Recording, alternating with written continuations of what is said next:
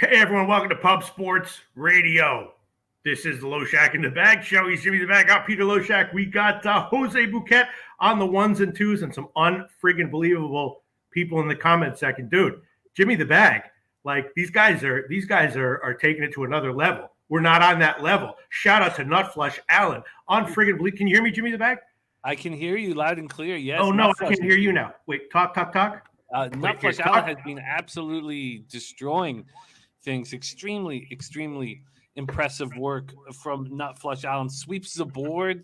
Unreal. Last night also, he told me that he liked the Bruins last night. And I was like, man, Kings are playing so well. I'm off the game, but I was like, if I had a free bet, I think I'd take the Kings, and the Bruins just destroy everything Nutflush is touching is turning to gold, and that comes through hard work and experience. And all right. I'm going to try one more thing. Okay. Can you hear me now? Can you hear me? Yeah, we can hear you.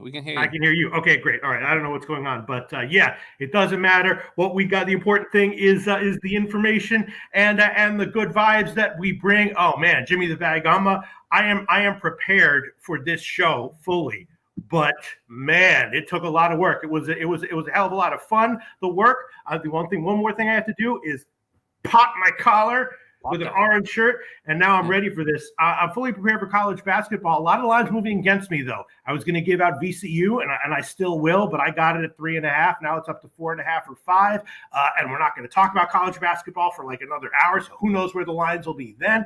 But I'm psyched for college basketball. Trotwell will be such a sight for sore eyes. And NHL, very interesting. I will just tease you with this, Jimmy the Bag.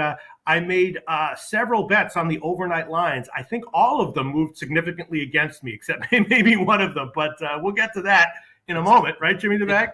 It's funny that you mentioned that because there are 4 bets I want to make, but I'm waiting because I expect to get a better line about 6 o'clock than I will now. So this is the first time where every one of my bets is a situation where I expect the public and the market to move on the other side. Now, I'm not succeeding in NHL right now, so that shouldn't bring confidence to anybody, but I kept it very simple on Friday. Just had the Buffalo St. Louis over 6. Pistol Pete, you went 2-2 in NHL last week, but you went 3-0-1 in college basketball, and you have a beautiful record right now, hitting at 56.1% ROI plus 8.23% in college basketball. So we picked out 6 games that we are going to break down, and then we're just going to open the board up to Pistol Pete Loshak. I'm very excited about a new month. I struggled in NHL in February. NBA was good. College basketball started up sort of halfway through the month for me because I hadn't been attacking it very hard. But I feel refreshed with this new month, and I need to step on the gas and get some winners in NHL. And I expect to today, but it's funny that the overnight bets you made went against you because I think we're going to be on the same page then. You know, it's interesting. I was looking at the Lakers game just a few minutes ago, and I was reading about like LeBron and Russell Westbrook, and they kind of remind me of you and me, Jimmy the Bag, like guys who, I don't know, people assume that we're awesome, but right now we suck a little. No, I don't suck that much. You don't suck either. But yeah, compared to what, like, I did live bet in the Clippers Lakers game on Friday night, and I live bet the Clippers right after Razor Sharp picks his horse show, and I was laughing at the defense that LeBron and Westbrook and Melo were playing. It was so atrocious. I was like, I don't see how I could possibly lose this bet. I was inebriated and cocky and cashed it very easily. I'm looking forward to get to work. We're not that bad. I don't think that anyone has ever like listened to our handicapping and just laughed at it. You know, they might have disagreed. Right. I'm sure it's happened, actually, Pete. I'm sure. A truth teller in the house. We have the community of new knowledge. Cash me out pick last night. Orlando -2.5 end of the month on an 8-3 run. Great job. Dan Kelly says, I think we lost that 7-1 Warriors future with the BS ending of that game on Sunday night. Still a ways to go, but that was like the heavy music starting to play when the killer first shows up in the movie. Yeah, it was Dallas outscores the Warriors 33-13. In the fourth quarter, goes on a 26-3 fourth quarter run. That was a disappointing. Real Deal Prime in the house says, sports brings the world together. We all have our own stories, and nobody here is alone. We all made it here together, and the best is yet to come. Now post us a winner. Let's go. Real Deal All right, I'll tell you right now, I took VCU, so if you want to jump on that, I might be wrong, but I'm on it. Once again, as always, I can't guarantee that it's a winner. I can't guarantee that it's positive EV. I can guarantee 100% lock that I am personally on it. Dan Kelly says today's FanDuel NHL odds boost. Let me know what you think about it. Lightning, Hurricanes, and Oilers all to win, boosted from plus 185 to plus 250. I'm doing very well picking. I would like to fade the Oilers with their injury issues on the end of this road trip. I would like to bet the Flyers, and I expect the public to keep betting the Oilers. So I'm going to wait until about. And I'll tell you right now, that is one of the bets I made on the overnight, and I took the Flyers team total over 2.5 as well. I love it. I when you said that right off the top, I'm like, oh, we're on the same page in the NHL today. That doesn't mean glory, but it does give me more confidence. There's Nutflush, Allen, Bananas, Grace, Michael, Irvine, Spammy, Nasty Nate in the house as well. He'll be rolling with us. Same with Nutflush in San Antonio. I can't wait for that. James S. Spenny, Penny Bombs in the house. What a great group. We got Dabby Cabs, who will also be rolling with us in San Antonio. This is a beautiful, great group. Fat Wally in the house. Dennis Garcia, Williams Wrestling, Jay Rowe, ready to go. Cashman 19, Alex Viper, and B. What a group. Christopher Carter, Puzzler, Henry Dice, Soulful Striker, Gary. We got Gary back in action. Nice. Gary, Tyrone Coleman. All right, it's Bob Taylor, Juan Ruiz. I wish I could give you guys all a shout out. Mark Schillingberg, Clint Starr, the Die Hard MMA podcast, Carlos Hernandez, Paco Healy. Paco, are you going to be rolling with us in San Antonio? Please tell me you are, Paco. Jacqueline Martin, Jay Peasy. What a great group. CT Bays. I wish I could give you all individual love, but we need to get to work here. Yeah. But Dan Kelly says, watching the Lakers D, I was thinking that maybe the Cavs could trade Kevin Love. Oh, he said he would fit right in with the Lakers team D in nursing home. I guess you're right. And there's D. Jenkins ready to go. Eric Jones. Great group. Are you ready to get to work? Yeah. Pistol Pete Loshak. Wait, let me pull up. I have so many friggin' notes, and I am fully prepared, but maybe not perfectly organized. Let me just get everything here. No All worries. right, we're going to start with NHL. You ready to go, Jimmy the Bag? I am. And yes, we're going to be starting at Senators, Tampa Bay Lightning. But Horton Tucker, the only piece that plays D on that Lakers squad, would be a nice fit in the Cleveland. All right, let's get to work, Pete. Take it away. We start Ottawa, Tampa. All right, this is not one of the games that I'm interested in or was interested in on the overnight line. Obviously, Tampa Bay legitimately rolling and was going to be a massive favorite. In games like these, it's actually been kind of fun for me, Jimmy the Bag, to guess how massive of a favorite, because you've seen a lot of these games, how huge of a favorite they will be. You know, whenever Florida is at home against some terrible team, I'm like, I'm going to predict they open at minus 345 or something like that, whatever. I saw this one at minus 330. I haven't even checked where it's moved. You know, I was thinking maybe a shot with over the low total. And once again, you know, Ottawa just getting a little bit disrespected by the market, I think. That doesn't mean I bet them or want to bet them. Tampa Bay is coming off that big Nashville game where I did have Tampa Bay, but I had a -1. So I pushed on that one. But I did have them, you know, Tampa Bay clearly rolling. Probably too big of a favorite here. My lean would be over, but I think I'm going to pass on this one. Yeah, this was a pass for me. I think the Lightning will turn it on mainly. I mean, they're a great, really good hockey team, no question about it. But because the Panthers have lost 3 straight, and now all of a sudden the Lightning see, oh, maybe we don't have to play the Leafs in the first round.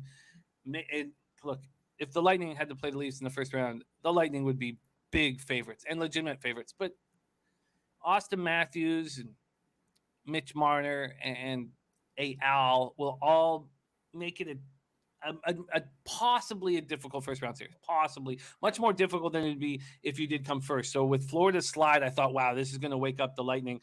I thought the same as you, except on the total, I was like, oh, please give me a 6.5. Please give me a 6.5. Please give me a 6.5. I wanted to try to sneak under it. But I understand why it's a 6. So I lean towards, and I still even lean towards the under, which I won't bet. But if you look at Ottawa's last few games, they've been playing lower score games. It's Tampa that you just can't trust to play a lower scoring game. Let's talk about it. Senators 19-27-5, 9-11-3 on the road. Lightning 17-4-4 at home. Amalie Arena. I have Matt Murray and Andrei Vasilevsky. Let me know if you guys have the same goaltenders as well. By the way, our man Slatsy, great NHL capper, is on an airplane as we speak to Las Vegas, where he'll be the next 4 nights, and he'll be watching the show. And he's at Mandalay Bay for the next 4 nights, and it's his first trip out of Canada since COVID. So we love you, Slatsy. Safe travels, and get that cash in Vegas. Ottawa power play at 16.8%, penalty killing 81.4%. Tampa power play at 20.1%, penalty killing at 79.5%. The Senators come in off their 3rd loss in 4 games, 2-1 at home versus Montreal on Saturday night. Colin White had preseason shoulder surgery, and he scored the only goal for Ottawa. He's a veteran influence, and I think he earned a lot of respect the way he fought his way to make sure that he could get back this season. It was thought that maybe he wasn't going to be able to come back this season.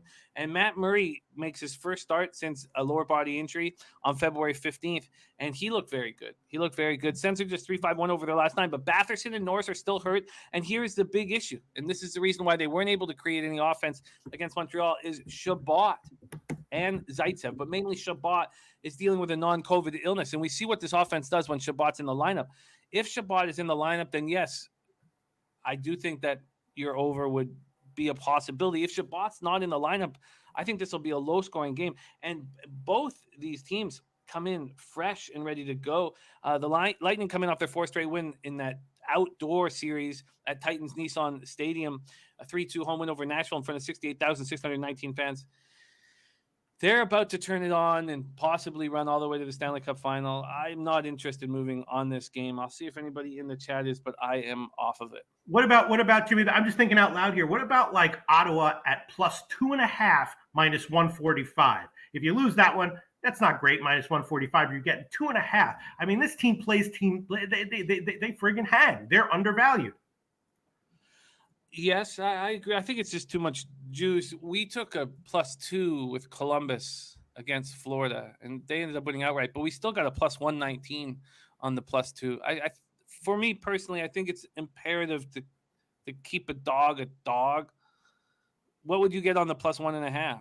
Minus 145 that I'm seeing right now. Oh, on the 1.5. I was wondering what would on 1.5. Yeah. Oh, I guess that would be let me see plus 139. Because then at least if you made that a +2, we're talking about very low vig in that situation. I would not turn them into a big favorite here, but I think the issue is Chabot. This is the old Vancouver Millionaires hat, T-Mac, my man, the heritage hat for the old hockey team in the early 1900s in Vancouver, won the cup in, I think, 1915, I believe. So if Chabot is not in the lineup, I will have interest in the under, but that's the only interest I have in this game. All right. Well, I would lean Ottawa, but Ottawa +2.5. I'm thinking about it, but let's move on. I won't make it official. Okay. Okay. Sounds good. Let's roll. All right. Next one, Edmonton, Philly, right? Yep. Yeah. So Edmonton, they've lost 3 of their last 4. And Philly, I think they have some life, right? I remember when they were playing that Pittsburgh game, they played Pittsburgh a lot tougher than some people were expecting. I remember on Twitter, our own diehard MMA podcast had Pittsburgh in that game. He wound up winning. They wound up pulling it out. But Philly played them really, really tough. And since then, they've been scrapping. They've been winning. They've been playing tough. And so I think maybe they've turned a corner, maybe. And I did take Philly as a dog already. I took the Philly team total over 2.5. I'd be leaning over and maybe the first period over as well. But I've already bet Philly, and I've already bet the Philly team total over. And I assume you agree with that based on what you said at the beginning of the show, Jimmy the Bag. Yeah, this is a great time, I think, to fade the Oilers here. And that Philly game, I love the way Philly plays Pittsburgh, the one you were speaking of. I had Philly first period. They opened the scoring 13 minutes in with Drew scoring. They're up 1-0 with 6 minutes left in the first, and I lose 2-1 in the first period. It was very, very, very frustrating. But let's break this down. First, let's take a look at the market that we're dealing with in this spot. This total at 6.5, it was minus 112 to the under. At Pinnacle, it's now minus 118. So a 6-cent move towards the under. And I'm a little hesitant with totals in these Oilers games, especially if it's Mike Smith in net. I had Mike Smith last night. I don't know if anybody confirmed our goaltender. There's Guillermo Zertucci in the house. Diehard, MMA podcast says I always want to fade the Oilers. Kyle Hintley says the Oilers win. Before I break all this down, let me just go over the issues with the Edmonton Oilers. Because with first glance, yes, I would like to back the Oilers, but they have Yamamoto, Nugent Hopkins, and Jesse Puljujarvi all day to day. Well, Puljujarvi's week to week, but Yamamoto and Nugent Hopkins just got hurt in the last few days. Also, Kyle Turris has been out for a long time, and Zach Kassian is out. And this is a team that has depth issues. They've always had depth issues. They pick up Hyman and to fix some of those issues, but Nugent Hopkins is a huge part of that, and Yamamoto has been playing better. And Puljujarvi and Zach Kassian are I know that Draisaitl is big, so I shouldn't say the only size, but very important size for this Oilers squad. You take out all of these depth pieces, and you have a problem. And then we go over to the Flyers. Carter Hart is playing very good hockey. And you have Joel Farabee and Derek Brassard back from injuries for the Flyers. So you give them all this depth. Rem Mo says local radio says Koskinen should be expected. He's taking over the starting role, it appears. It looks like that to me. There's Razor Sharp picks in the house. J Soul Pick says Backwood. Topset says I like Philadelphia in the under. I like Philadelphia. Now. The Oilers coming up their third loss in 4 games, 2-1 at Carolina on Sunday. There was a lot of talk about how well they played under the circumstances of all these injuries. But the end of a road trip, they're beat up. This is a perfect time, I think, to fade them. And we know that the public is going to be betting the Oilers all day and all night. There's been a 1 cent move, just a 1 cent move at Pinnacle. And I expect if I go over to Sports Insights, the money will be on the Oilers, and 87% of the money line tickets, 93% of the money line cash is on the Edmonton Oilers. I really like this. I really like this spot, and I am going to be betting the Flyers. They snapped their 6-game losing streak with a 2-1 win at home over the Capitals on Saturday night. So, Couturier, Hayes, Ellis, the season's just messed with these guys out of the lineup. But Yeo has not been very good as the interim head coach. I'm not sure if he'll have the job next year. But Cam Atkinson's been great all year. Goal and an assist against the Capitals. Giroux scored the other goal. We know that Giroux is on the trading block. He scored his 290th career goal for the Flyers. That ties Eric Lindros for 8th most in franchise history. And I will be betting on the Flyers. And I will wait until 6:45 if I have to, or 6:50, or however late I have to wait to get the best line. Kyle Hintley with an interesting comment. He says, "Jimmy, trust me, Philly partied last night. Why? It was a Monday night. Why would they party last night?"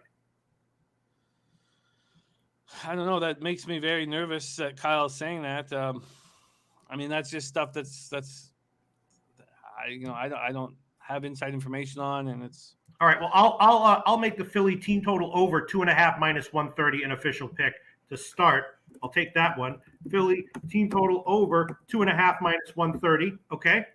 Okay, Pete. It's on the Flyers. Team total over 2.5 at minus 130. Yeah. And you don't like overs on this one? I was thinking about first period over as well. Carter Hart is playing very well, and you have the Oilers team without any depth. So what I see happening here is the Oilers become an easy team to play against again, because you have to focus on one line and one line only. Do you have the defensive acumen on the Flyers without Couturier to stop a line like that? No. But still, it makes them much, much easier to play against. And Carolina is a much better defensive team than Philadelphia, but they were easily, comfortably able to hold the Oilers to 1 goal. Okay. And I guess I will.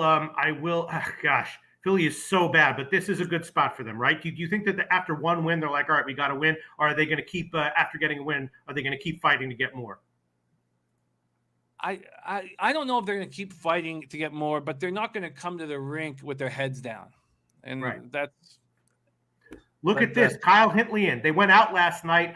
Hearts, because I'm friends with. He said a bunch went out in town. Look at that. Yeah, I don't like reading that. Yeah. All right, I'll just stick with the Flyers team total over. Okay. Flyers team total over. That obviously makes me nervous. Bananas and Grape says, I can't believe Bruins completely annihilated the Kings, and Slaughter was all over the Bruins -1. Great job there. Real Deal Prime says Oilers can light the lamp a few times. And Mo said the Oilers were reading Bibles and in bed by 8 p.m. last night. No, I hear you, Kyle. And all the information we can get is great and better. So thank you for sharing that with us. And there's Matty Ice in the house. Great to see you, Matty Ice. Let's roll on, my friend. All right. That was hilarious, Real Deal Prime. Right. Next one, New Jersey Columbus, right? Next one is, yes, New Jersey Columbus. All right. Maybe I was a little too hasty, Jimmy the Bag. I did pull the trigger on Columbus last night when I saw it. I think I got like -143 or something. It's 30 cents in the opposite direction. Obviously, New Jersey on a back-to-back crushed Vancouver last night. They've been super high-scoring games since the break. Columbus lost 2 in a row, but they've been rolling before that. They were against 2 tough teams, so I kind of maybe hastily pulled the trigger on Columbus. I took them -1. The money line was -143 at that time, and I was thinking that the over and first period overs were also kind of obvious plays, but obviously I don't have a great sense of this game right now. Maybe you can tell me what I'm not seeing here, Jim. Is someone out for Columbus? Well, Zach Werenski and Jake Bean are day-to-day. We think that they're likely to come back here at home, but don't know. But I'm completely with you, except I knew that money was going to pour in on the Devils. So I'm going to take Columbus here. I'm going to wait. I do not trust John Gillies. If you like the Devils, you have to be on the over. But we've seen teams that are, high octane offensively, like New Jersey or like Columbus on the second half of back-to-back got shut out after putting up 7 or 8 goals. I think this is an excellent opportunity to fade the Devils after their spectacular win last night, 7-2. The Devils are scoring a lot of goals. This could blow up in my face because of how the Devils are playing right now. 7 goals in the game. They've done that 5 times this year. They had scored 7 goals in a game just 5 times in the previous 6 seasons. So they're clearly a different team, and Werenski and Jake Bean out. Alexander Tessier remains out. But I'm going to wait. I'm going to wait. And just because of what we saw in Columbus on the second half of a back-to-back after an enormous offensive outburst, I'm going to stay off of the total. And this total, let me just move to it right now. Although I can understand blind betting New Jersey Devils overs. I can get it. It's only a 3-cent move at Pinnacle from -116 to -119 on the over, but and Henry Dice looking at the line A anytime goal scorer. D Jenkins saying Jackets -115 on Mavada. I will be on the Jackets, and I will wait patiently to do that. All right, just very quickly, you were like, I knew money was going to come in on New Jersey. Why did you think that? They're just playing out of their mind offensively right now. They're scoring. Everybody saw the goals they scored against the Canucks. This is a similar situation to the Canucks beating up on the Rangers, and then people believing in them against the Devils because of that first road game. The Devils are a bet-on hockey team, and everybody is talking about what's happening right now because we've been waiting for Hischier and Hughes to step up. They have Sharon Govich stepping up in a huge way. You have Dougie Hamilton back, and we've already seen what Jesper Bratt has been doing all year. They're rolling 4 lines. The lines look good. Everybody's on the Devils right now, and I knew that wouldn't change after a dominant performance against the Canucks, who were looking very good. So I just think public money will keep pouring in on the Devils all day. And right now we have, wow, look at this.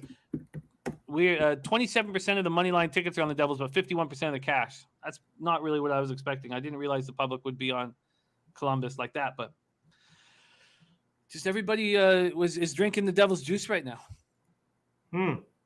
Wow. All right, I will. It might lose, but I'll take a shot with it. I'm going to quote Jimmy the Bag. Line shopping is important. We don't use shit books, but William Hill, that's not a shit book, right? No, you can use that. I'm seeing Columbus -1 at +145, so I'll take that one. Columbus -1 at +145.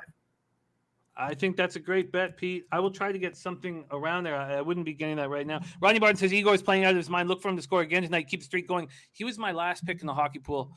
12th, and we dropped the last 2 guys, and he's still below. He's my 11th or 12th score, but he's rolling right now.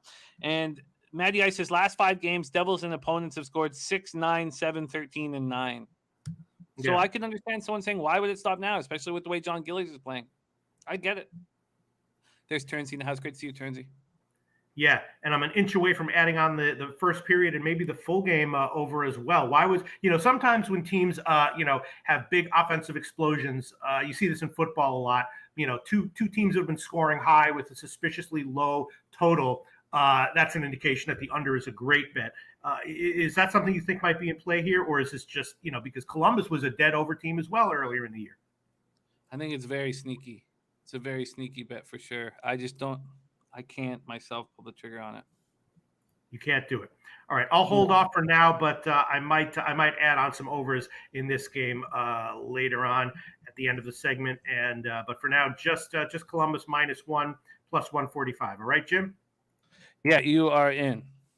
All right, let's move on. Right, Carolina, Detroit. Is that what's up next? Yeah, let's do it.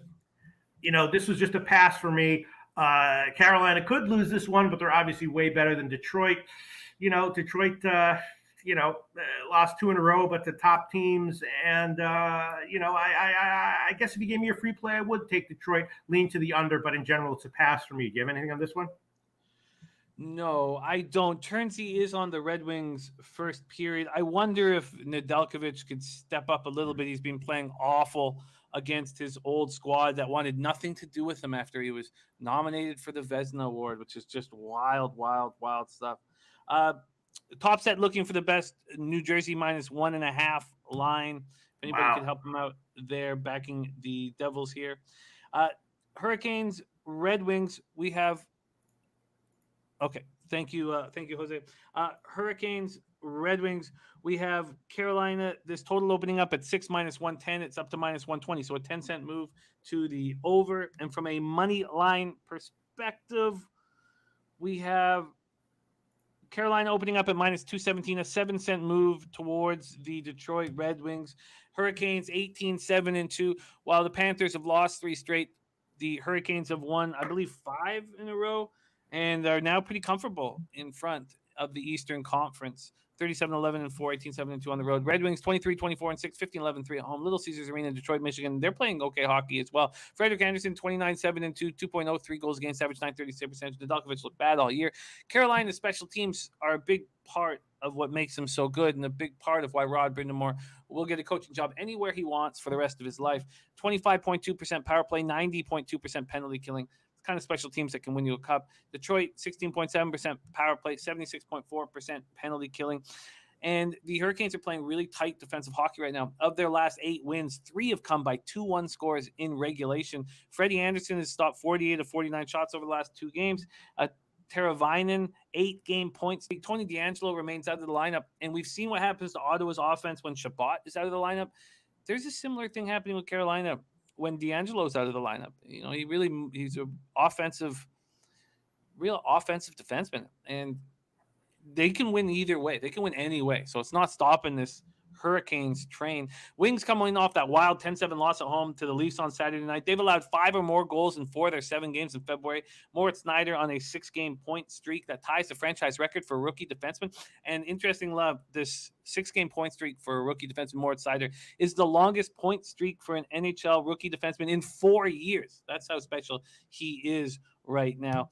This is a game that I don't really feel like I have an edge on in either which way, but if we trust the coaching staff in Detroit immensely, and we think that Nedeljkovic could step up against a team that didn't want him, and we know that the Hurricanes aren't scoring as much and are playing much tighter defense, and the Red Wings coming off the 10-7 loss need to tighten everything up, I could get persuaded into an under. But I don't know if I can pull the trigger on it. That's what I was just going to say. Why are we not like the under? I think I might take a shot here with the first period under at plus 124 at Pinnacle. You can probably get better other places.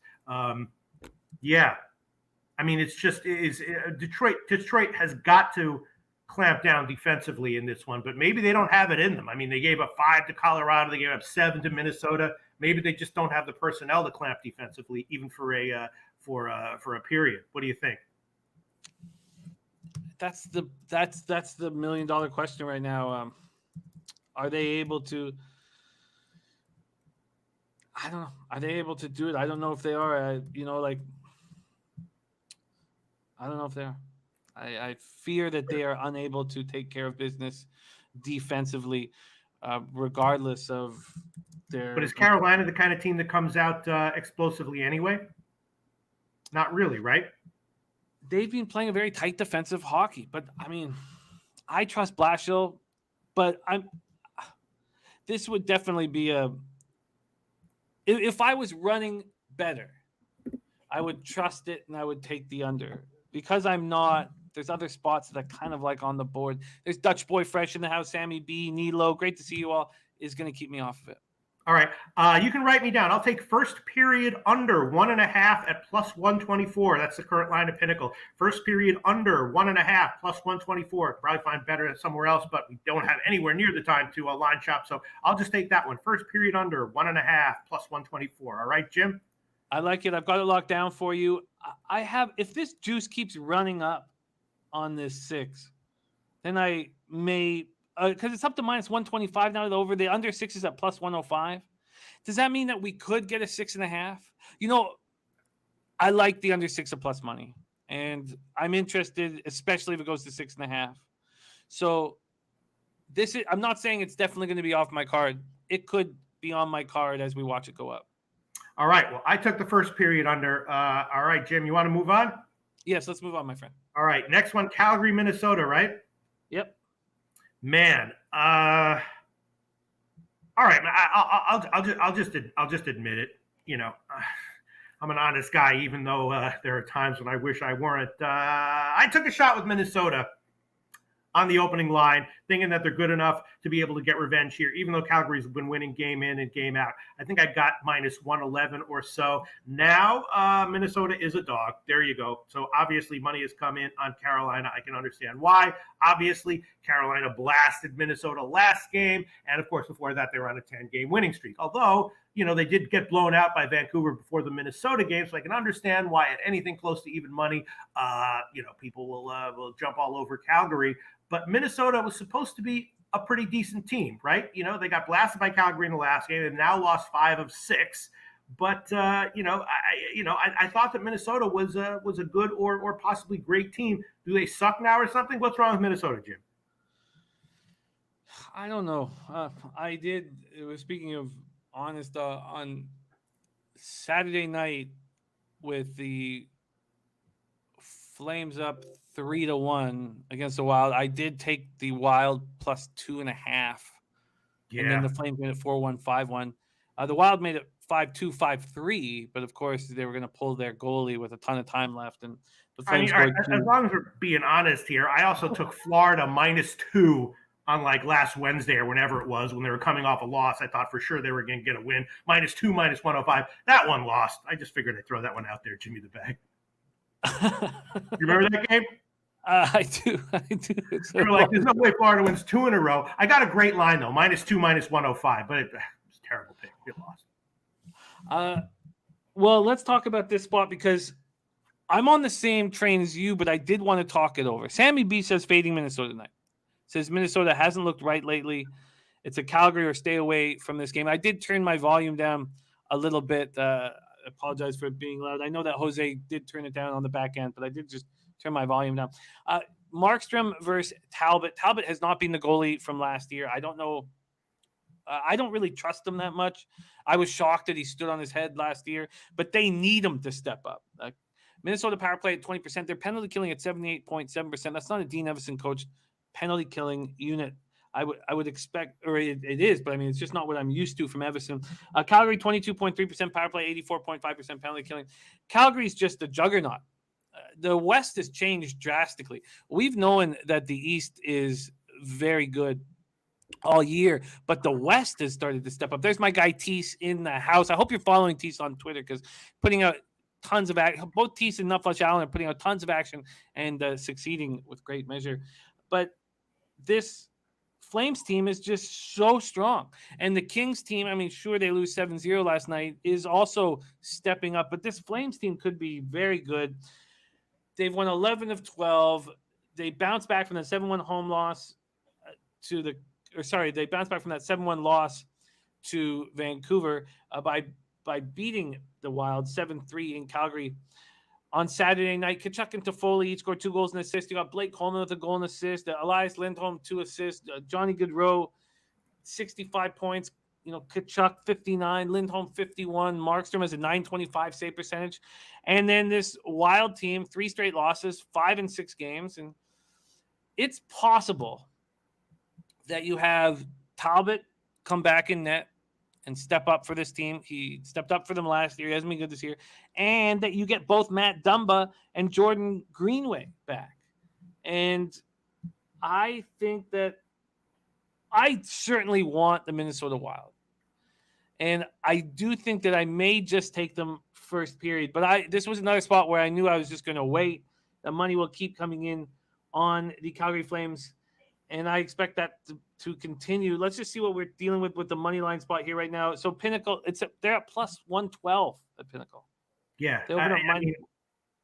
It's wild. So the books are going to follow that because the other books haven't. Bet365 still at plus 100. And then when we get to the total side of things, we're dealing with it opened at 6. Pinnacle's moved it to 6.5. The other books will follow suit. But Minnesota, I mean, I remember for most of the year, you and people in the comments section were saying this is a good, deep hockey team, right? It's a very good, deep hockey team. But the Flames have become just so deep and so strong as well. But Jordan Greenway needs to be there because he gives that toughness. The Marcus Foligno, Jordan Greenway, Joel Eriksson line is very tough to play against. But they need Greenway there. Matt Dumba is an important piece to that power play with his one-timers and the offense that he can generate is sort of a quarterback of that unit. Maybe you'd say that Zuccarello and Kaprizov are the quarterbacks of that unit. Yeah. But this team, I mean, look, Kevin Fiala with 44 points. I mean, you have the Kaprizov, Zuccarello, Hartman line. They're a very good team. And I just truly remember those of you looking at this Minnesota Wild team that this is their one chance. This is their 1 year because next year, $14 million of their salary cap will go to Parise and Suter who aren't playing for them. And Guerin knows this. So he's going to be buying at the deadline. This is their 1 year. They're going to go all in for this year, and they don't look good right now. Yeah. All right. Also, Jimmy, as long as we're being honest here, I did have the Kings yesterday, and I'm not just saying that to be funny. I really did have them. I had the Kings yesterday. All right, I'm going to take Minnesota. Money line plus 112. We'll see where it closes. We'll see what happens. I understand why this might be, in retrospect, a stupid thing to do, but I'll take it. You can add that one officially. I bet it. I'll ride with it. If it loses, okay, I lose a unit, but I'm going to take Minnesota plus 112, current line at Pinnacle. I'm going to take the Wild on the first period, and again, I will wait for that. No need to push that through. I'm going to wait on that. So I've not made any bets yet, and I'm not at this point. There's no NHL bets that are coming after the show is over. At this point, I'm going to be waiting on all of these. Minnesota team total over might be a better play than just them to win. I mean, I think we think of Calgary as a lockdown defensive team, but they're kind of higher scoring now. This current incarnation of them. Or iteration. They are, and I think that they're going to make a move for a defenseman at the trade deadline, a quality big defenseman that will help that. But yeah, what would you get on the over 2.5? It's 2.5 big juice minus 150 or whatever. I'd prefer the plus money, and I would prefer trusting this veteran team. I guess they're not that veteran of a team anymore without Suter and Parise, but I would trust this team to shut down the Flames or do their best to do that. All right. I took it as an official play. You want to move on? I do. But first, Dav Fenn says, missed you, Peter Loshak. Just wanted to reiterate how great it is to have you here with us, even if it's just a Tuesday capping and everything is just better with you here. Oh man! All right. What a comment! I'm gonna copy and paste that. Maybe put it on my wall. We've got too much to cover because I am fully prepared for college basketball, and we got a huge rest of the NHL slate. But huge shout out to you, Dav Fan. I love those comments. Thank you very much, Dav Fan, and shout out to you, Polly Walnuts. I just follow Polly Walnuts on Twitter. We move on to Habs Jets. Take it away, Pete. I've been doing Andrew Dice Clay impressions to myself alone in my room, and I'm like, man, I wish I could do this for Polly Walnuts. All right. The stand-up comic that's doing our Sunday night show in San Antonio, he is a star of the Andrew Dice Clay tour. He's a Triple X comedian. Jason Rouse right there. We will have walkouts. We will really have yeah. All right. Okay, let's see. All right, so next one we got Minnesota Winnipeg, right? Pete, you coming? You coming, Pete? I'm on the fence. It's either that or the Azov Battalion. One of those two. I'm either going to be one of those two places. I won't be in Brooklyn. I'll either be in Ukraine or in San Antonio. So we'll see. We'll have to figure it out. But all right, next one, Montreal Winnipeg. Yes. Okay. What's up with Hellebuck, right? I read a lot of NHL experts because I am not one, and I respect what they say. At the beginning of the year, people were saying that Hellebuck was I read this in several places, top 10, not top 10 goalies, top 10 players in the NHL. I was like, all right, okay. She fucking sucks now, though, right? Hellebuck sucks. I was thinking that this might be a good spot for taking a shot with the under, because Montreal, of course, they've won 5 in a row. They've really turned it around. I'm not sure how real that is, but it seems like it's somewhat real. I'm very interested to hear what Jimmy the Bag has to say about it. But if they, I'm thinking that if they are looking to win, they're gonna play, tight defense and be lower scoring. I think that Hellebuck should be able to step up. I'm assuming, is it Hellebuck starting, right? Yes. Or is it Comrie? All right. So I was leaning under, and I was leaning, again, maybe a shot with Montreal plus 1.5, plus 2, plus 2.5, something like that. Maybe Winnipeg team total under. Maybe Montreal first period. Winnipeg's returning from Arizona, but clearly Winnipeg can be beat. There's something wrong with them. They're not playing to their potential. There might be something wrong with Hellebuck. Clearly, Montreal has turned a bit of a corner.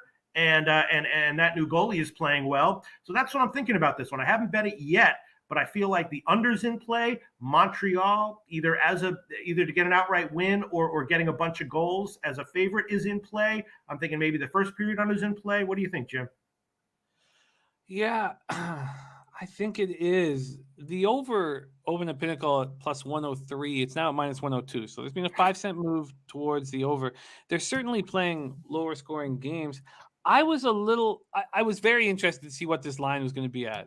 And I had my guess, and I was like, okay, let's see it. And I was surprised that the Jets were this big of a favorite here. They opened up at minus 228 at Pinnacle. They're now minus 218. So a 10-cent move towards the Habs. We're at Canada Life Center in Winnipeg, Manitoba. These Habs 13, 33, and 7, 5, 16, and 6 on the road. Jets 23, 21, and 9, 13, 10, and 1 at home.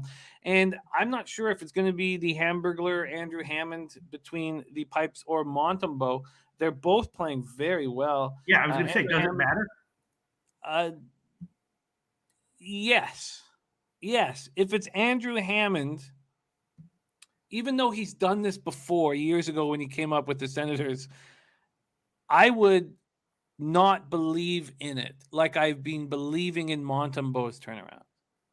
So now Hammond can get hot, and he's doing it right now. And he knows this is his last kick at the can. But I think I would be more confident in the under with Montembeault in net. Montreal power play at 12.3%, penalty killing at 74.4%. Winnipeg power play at 20.7%, penalty killing at 76.6%. And they're rolling. The Habs are rolling. 5 straight wins, 2 on the Ottawa on Saturday night. Marty St. Louis, they're 5-3-0 since he took over as head coach. And the Jets snapped their 4-game losing streak with a 5-3 win at Arizona on Sunday night. They're just 6-9-4 since January 18th. And they've allowed 3 goals in 8 straight games. Hellebuck's allowed 14 goals over his last 4 games. And Hellebuck was the Vezina Trophy winner in 2019, the best goaltender in the NHL. And I expect that he's capable of stepping up here, but it's just too expensive to get in the way of the Habs. but I like the Jets at home, and I was just hoping for a better price. And I think Hellebuck is bottom 10 goalies in the NHL. What about that? I mean, what's up with this guy, Jimmy the Bag? Is he gonna suddenly turn it around, or is anyone who bets into a reversal of form from Hellebuck just throwing away money? I think he's much better than that. I do. By the way, the best boss any of us have ever had has said this, Pete. Mm-hmm. I'll put you in your own king suite if you come to San Antonio. And have you seen changes flights? The equation now, doesn't really? Flights are like $80, man. They're so cheap. I'll put you in your own king suite. Just do it, Pete. Sweet. That sounds enticing. I have no idea what that is. It sounds pretty cool, though. Just do it, Pete. Fall under peer pressure, Pete. Do it. Okay. Do the drugs. All right. Yes, no, absolutely. I will. I'll get my shit together. Right now, all I'm doing is looking at college basketball. But I'll take aside half an hour and look at my schedule and try to figure out what to do. Yeah, it would be. Oh shit! All right. Shout out to you, Jeff Slaughter. All right, Jimmy the Bag. I love him. Oh man, this is a tough one, isn't it? I'm thinking of taking the under. What? God, is that? What do you think of the under, Jim? I mean, they gave up 3 goals to Arizona. They're just not stopping anyone. I'm not concerned about the Habs scoring a bunch of goals. Maybe we'll see this. I'll flash back to saying that, and I'm concerned that the Jets could score a bunch of goals. Now the Habs have been playing very strong defensively. Yeah. Both goalies have been stepping up, but if there's a team I'm afraid of lighting up the lamp, it would be the Jets at home. But since Montreal started winning, they've been scoring. I mean, okay, they're not New Jersey right now, but they're putting up, the standard 3-4 goals a game that you expect from teams that are winning. Yeah, and Kyle Hintling has a move on one of the college games that we will be breaking down, the big Arizona USC game. I'm going to copy and paste that. Thank you for sharing that with us, Kyle. This game, there's Ron Crawford in the house. This game makes me a little uncomfortable. All right. But Montreal is definitely for real with their turnaround, right? Somewhat for real. No? Yeah, well, I mean, Cole Caulfield is delivering, and that first line, Suzuki, Caulfield, and Anderson is a line that they want to be together next year. At Toffoli, at what he's being paid, I believe it was, it's no more than 5.25 for sure. I don't know why they didn't want him in as a part of this future here. Edmonton is going to come back, by the way. They're playing much better hockey than Marty St. Louis. How long will it last? I don't know. All right, I'll take a shot with I might double or triple up on this one. I'll start, though, with first period. Montreal plus 160. That's a current line at William Hill, plus 160. Pete, Montreal, first period at plus 160. And Lee Hellinger talking about that over in the Devils, Columbus, Blue Jackets game. I can understand why people like it. These are two teams that are allowing a ton of goals. But I would rather wait for all of the Devils' money to come in and then bet the Blue Jackets personally. And it's tough after a team scores 7 goals. Now, I know they've been doing that consistently, but I certainly wouldn't take the other side and show people what a great capper I was. I'm hesitant, and I'm not going to be on that over 6.5. Okay, take it away. Next spot. Are you going to add anything to that first period, or is that everything for now? I will. I'm thinking about the Winnipeg team total under at 3.5, but I guess I'll hold off on that. And Montreal. Okay, I'll just stick with Montreal first period. And Nutflush Allen will have plays today. We'll wait on some goalie confirmations, and we'll tweet them out today. I will retweet them. Nutflush Allen, my man. Okay, let's move on to the next spot. Another interesting one. Says, or Pete can stay at my Airbnb. I have 2 beds. Wow, the offers are coming out of the woodwork. Shout out to everyone. All right, I'll try to make it. I'm going to try to make it. Please do. Yeah. Please do. Roland G says Jimmy Columbus, Blackhawks money line, and over 6.5 will cash. Bruins over 5.5. Canadians puck line in Vegas. Knights first period -0.5. Roland G, if I was going to look at just your action, I would guess that you would have a winning night. I believe you'll be plus cash with those looks. Take it away, Pete. Next game on the board. San Jose, Vegas, right? Sure, if you want. I have next game is Island. Oh yeah, Islanders, Colorado at 9 p.m. I just saw on the screen. All right, Islanders, Colorado. Why is that? Do we? Yeah, I'm sorry. Yeah, maybe I. Okay, don't worry. We'll get that up. Maybe I. Yeah, it's Islanders, Colorado, 9 p.m. Take it away here. Islanders, Colorado. Yeah. Yep. All right. So yeah, I mean, Colorado obviously rolling. But we know that the Islanders are a hungry kind of, maybe pissed off, dyspeptic team. They pounded Anaheim last game. They lost 6 of 9 before that. So, this is just, obviously Colorado is much better, all things being equal. I would take a shot with Colorado -1, but this might be, unless it's a fat and happy team as a huge home favorite against a team that they outclassed, but who's salty and a little bit pissed off, getting a huge number on the road, and that's a sneaky spot to take a shot with the road dog. The Avs have been kind of giving up leads and then coming back, which is okay because they are that talented. But it does indicate that maybe they're a little bit fat and happy, looking forward to the playoffs, not taking every moment of every game 100% seriously, especially in early going. I was thinking maybe Islanders early, maybe Islanders first period. What do you think, Jim? I'm done trusting this hockey team, and the fact that they stepped up against the Ducks, who are missing. The Islanders are missing Barzal and Chara. I don't care that they were missing Chara, but to step up without Matthew Barzal was very interesting. I mean, Sorokin 17, 11, and 7, 2.37 goals against average, 923 save percentage, 5 shutouts. He's a really good goaltender. I do not understand how they're not a better hockey team. For the life of me, I do not get it. 10, 11, and 4 on the road, 20, 21, and 8 overall. Avalanche 39, 10, and 4, 22, 3, and 2 at home. They seem to just turn it on whenever they please. What a hockey team they are. But their power play is weak, 77.6%, and that hurts them at times. Islanders snapped out their 2-game losing streak with a 4-0 win at Anaheim on Sunday night. When we look at their number, they opened up at plus 244. They're now plus 236 at Pinnacle, so there's been a slight move towards them. And from a totals perspective, let's move over there. We have sitting at 6 juice to the under. That surprises me. I don't know how many. I mean, if you're going to play the Avalanche, you got to play a very tight ship and not put them on the power play. Who can do that? Maybe the Islanders are capable with Trotter behind the bench. Avs coming off their third straight win, 3-2 at Vegas on Saturday night. Gabe Landeskog, 14 goals in 15 games. He's got 28 goals on the season. I've got him in the hockey pool, and he's doing better than I imagined him.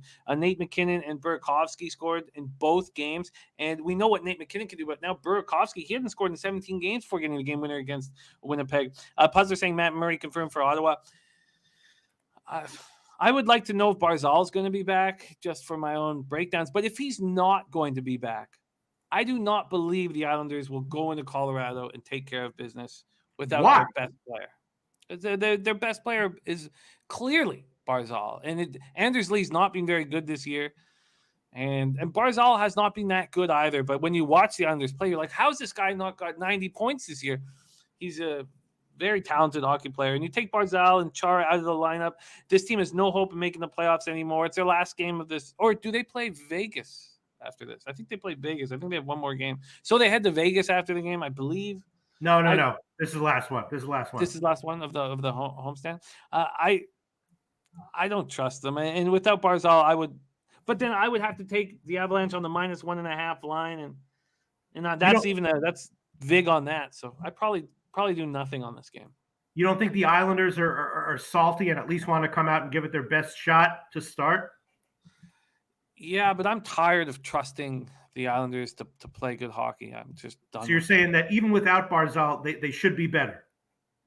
Yeah, this should be a quality hockey team. I mean, I thought this team was going to be better than they were last year. And last year, they took the Lightning to the 7th game of the Eastern Conference Final.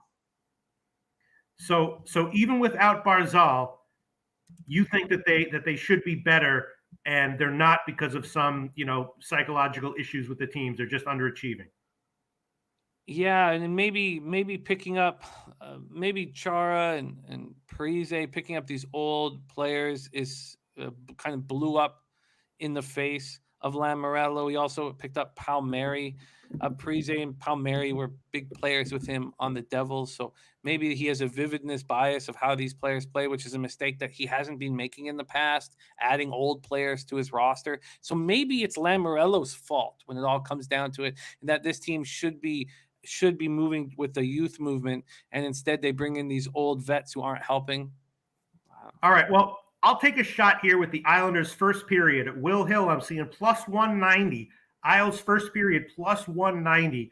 Colorado is, kind of, letting teams get leads to start, and I'm sure that they're aware of that. But, at home against the team that they should beat in this situation, I'm not sure they're going to be trying to fix that immediately. At 190, I'll take it. Islanders first period plus 190. I'll try it. I'll give it a shot with that. Yeah, I don't think there's anything wrong with that bet. It's an exciting big plus line bet. Friends don't talk friends off of dogs. But and what do you think about a play with either the over, the first period over, the Islanders team total over, something like that? I think the over is interesting at 6 at plus money. So, is the market late on the Islanders being a really low scoring team? I mean, we've been cashing over 5.5s with them all year, and anytime it's gone down to 5, I mean, I guess I have interest in that over 6 at plus money. Is Colorado, at home, a particularly good defensive team, especially when they're not playing another elite team? They can beat you any way you want it.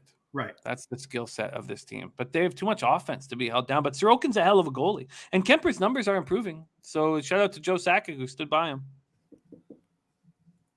Okay, Jimmy the Bag, you know what I'm going to do? I'm seeing 2.5 plus 140 for the Islanders. I'm going to take that one as well. I'm going to take the Isles team total over 2.5 at plus 140. That's a current line at Heritage I'm seeing. Yeah, 2.5 plus 140. You are in.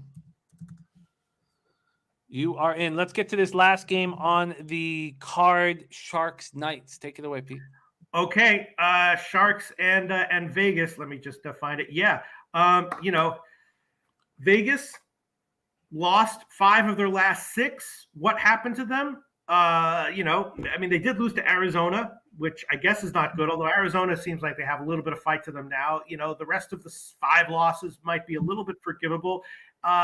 San Jose beat Seattle in their last game, but in general, they're losing.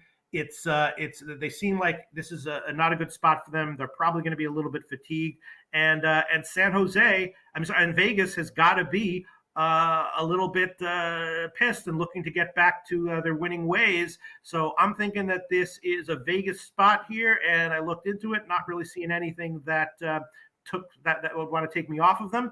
I did bet this one on the overnight line. I took Vegas -1. I think I'm going to make it official here. Jimmy the Bag, what do you think? I get it. They are dealing with injuries. We've had Mark Stone out with right leg and shoulder injuries. No Max Pacioretty and no Matthias Janmark. Also, with Chandler Stevenson was playing in every important situation, and now they're putting Jack Eichel in that role. And after being off for 11 months or so, Chandler Stevenson is their best centerman. Now, Eichel will end up being there. But I think that's hurt them over the last 6 games, is not having Chandler Stevenson in all those important roles. And so we've also had Brossoit in net for the longest time. And Robin Leonard hasn't played since getting destroyed 6-0 at Calgary on February 9th. But he's expected to start tonight. I don't know what that's going to give you. And then you have Alec Martinez, who's been out since take a very dangerous situation where he took a skate right near his left eye. It was scary. He's been out since November 11th.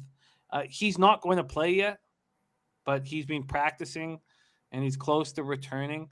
The Sharks coming off their second win in 3 games, 3-1 at home over the Kraken on Sunday. They've won just 2 of their past 10 games, though. They're 2-3-3 in February. And this is their 6th game in 10 nights. This is a tired group. Vegas comes in off their second straight loss, 3-2 at home versus the Avalanche. And look at this precarious position that Vegas is in. They have a 1-point lead over the Oilers for 3rd. The Golden Knights are 1 point ahead of Dallas for the final Western Conference playoff spot, and the Stars have a game in hand. So the look, the Golden Knights are possibly not going to make the playoffs. I mean, and this Mark Stone thing, there, a lot of people thought it was just to get him on long-term injury reserve. Maybe that's not the case, and this is a problem. I mean, what's up with Vegas? Is this just like a 6-game run that all teams, even most of the elite teams, have at some point in the season, or is there something fundamentally wrong with them right now? Because before you were like, I'm not afraid of Montreal scoring, but you look at their goals, 3-3, 4-3-4, and you look at Vegas, 0-0. Okay, there's a 3-1-2. What's wrong with this team, Jim? Yeah, I think you lose your captain. You lose Patches. Now you've lost Janmark, and then you move Eichel into the most important spots, and you're just not as good as you were a month ago. But when we were talking about this team earlier in the year, I was listening to you and everyone else. You were like, Vegas is just so deep. Yeah, they got injuries, but they're so deep that they'll be able to weather it, kind of like Colorado. No? Well, they're not getting anything from Wild Bill. Bill Carlson is supposed to be a sniper. He's getting paid like one. Marchessault has been struggling with injuries over the last little while. And then, you have Riley Smith. It's just people need to step up, and they need to step up now. And I'm not going to sit here and bet that they will, but I expect that they'll beat a tired Shark squad. Right. All right, I'm gonna take a shot here. I'm seeing Vegas -1, -150. Now, again, I don't want to use second or third rate books here when we're quoting lines, but this is Caesars. This is William Hill. They're advertising on buses in New York City. This is a legit book that we can quote, right? Yep. -1, -150. I'll take it. Vegas -1, -150. That's the current line at William Hill. I like it, and that concludes our NHL. No. We didn't cover the one crazy game. Oh shoot! Sorry, I thought we were done. Let's go. Let's hammer it. Okay. Yeah. Right. The Anaheim Boston game, right? Yes. Bruins at Ducks at Honda Center. Take it away. Yeah. Well, this is a line. Nutflush Allen in the beginning of this show said something was really weird about this line. Boston, a massive favorite here. He was like, I'm going to look into it. I wonder what he found. It didn't make sense to me either, but I did pull the trigger on it when I first saw it, knowing that I might be making a mistake. I got +170, and now it's down to like 155 or so.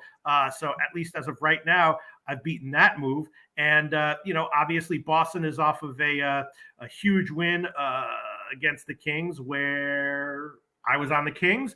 And Anaheim, I don't know. They had a nice win against Vancouver on the road, a bunch of games ago. Then they had that game against San Jose where I thought that the over was a good play, and those are my 2 wins in our last show. But then, their offense is completely fizzled out.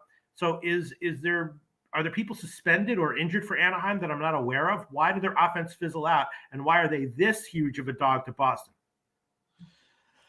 It's a good question. And when your star players are very young, they're not used to competing over an 82-game season, and Getzlaf being in and out of the lineup with injuries over the last little while. But to score 1 goal in their past 2 home games is surprising. And the Bruins on the second half of back-to-back, you get Jake DeBrusk going, watch out, hat trick playing on the top line with Bergeron and Marchand. He has 5 goals and 2 assists in his past 3 games playing with these 2 all-stars. And that was his first ever hat trick, his first 4-point game. I mean, he's rolling right now, and he gives them a ton of depth because, like, Nick Foligno has done absolutely nothing. He's just barely getting ice time. The Ducks coming off their second straight loss, both at home, 4-1 to the Kings on Friday, 4-0 at home to the Islanders on Sunday, 2-5-1 over the past 8 games, 0-9 with the power play over the past 3 games, and they need Gibson back. If Gibson is good to go and he's back from his non-COVID illness, I will back the Ducks in the first period to come out much, much stronger than they've been playing, especially after the Bruins win 7-0. Yeah. All right. First of all, I will add Anaheim at +154. Current line of Heritage to my official tally. Again, I bet it at 170 when it came out. As long as we're being honest here, if I'm going to admit that I was on the Kings last night, if I'm going to admit that I took Columbus at -143, I'm definitely going to admit that I got 170 for Anaheim. I'd be leaning Anaheim team total over, and Anaheim first period, just like you said, Jimmy the Bag. They had 2 bad games, but they should be better offensively. Is anyone injured or suspended for Anaheim, or is there anything I'm not aware of? No.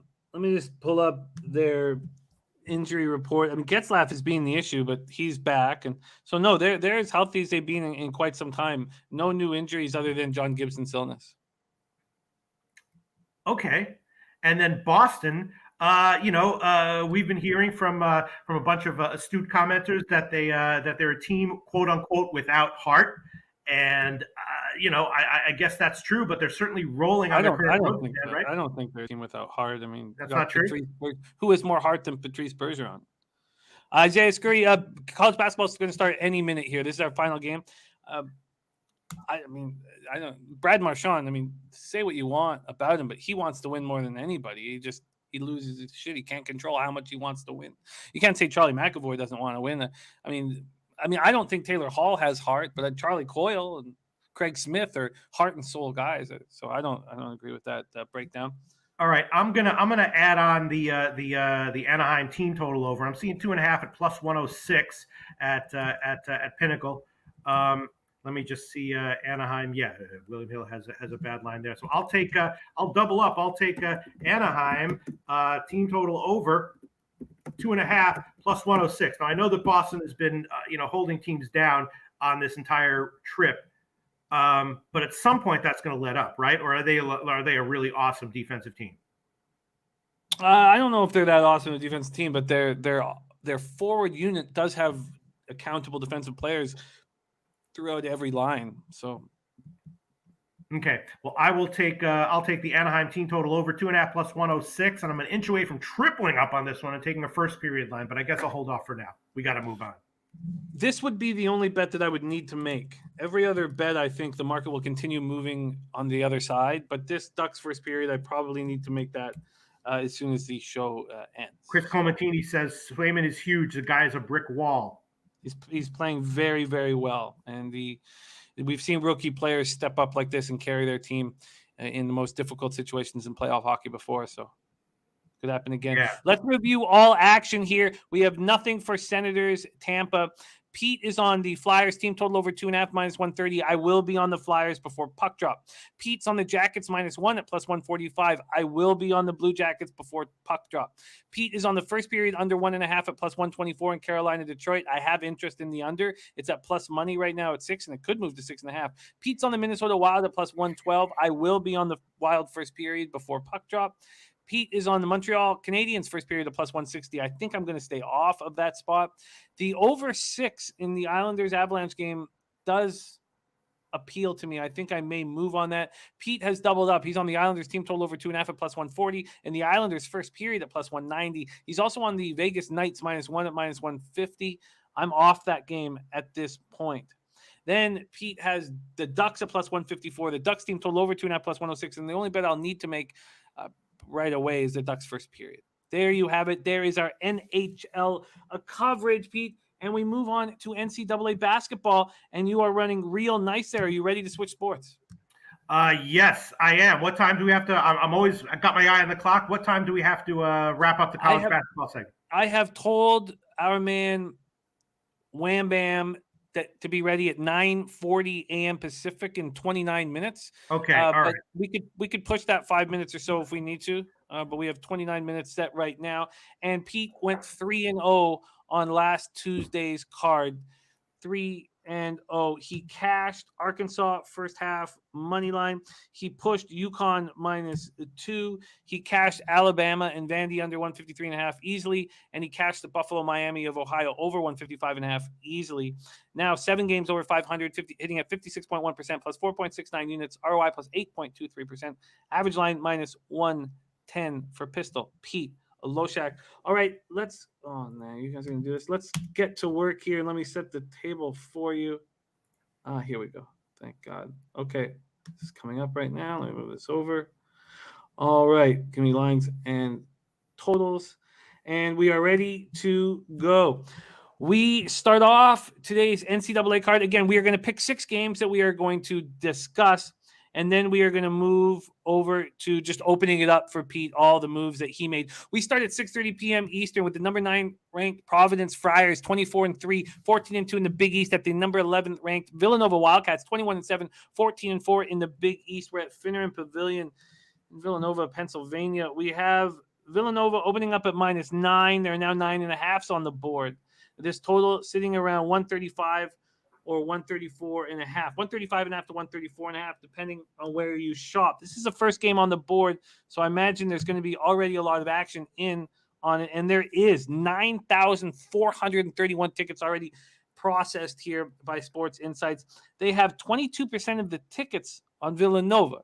So Providence, public dog here, but 48% of the cash is on Villanova. So a lot of money coming in on those 22% of the tickets.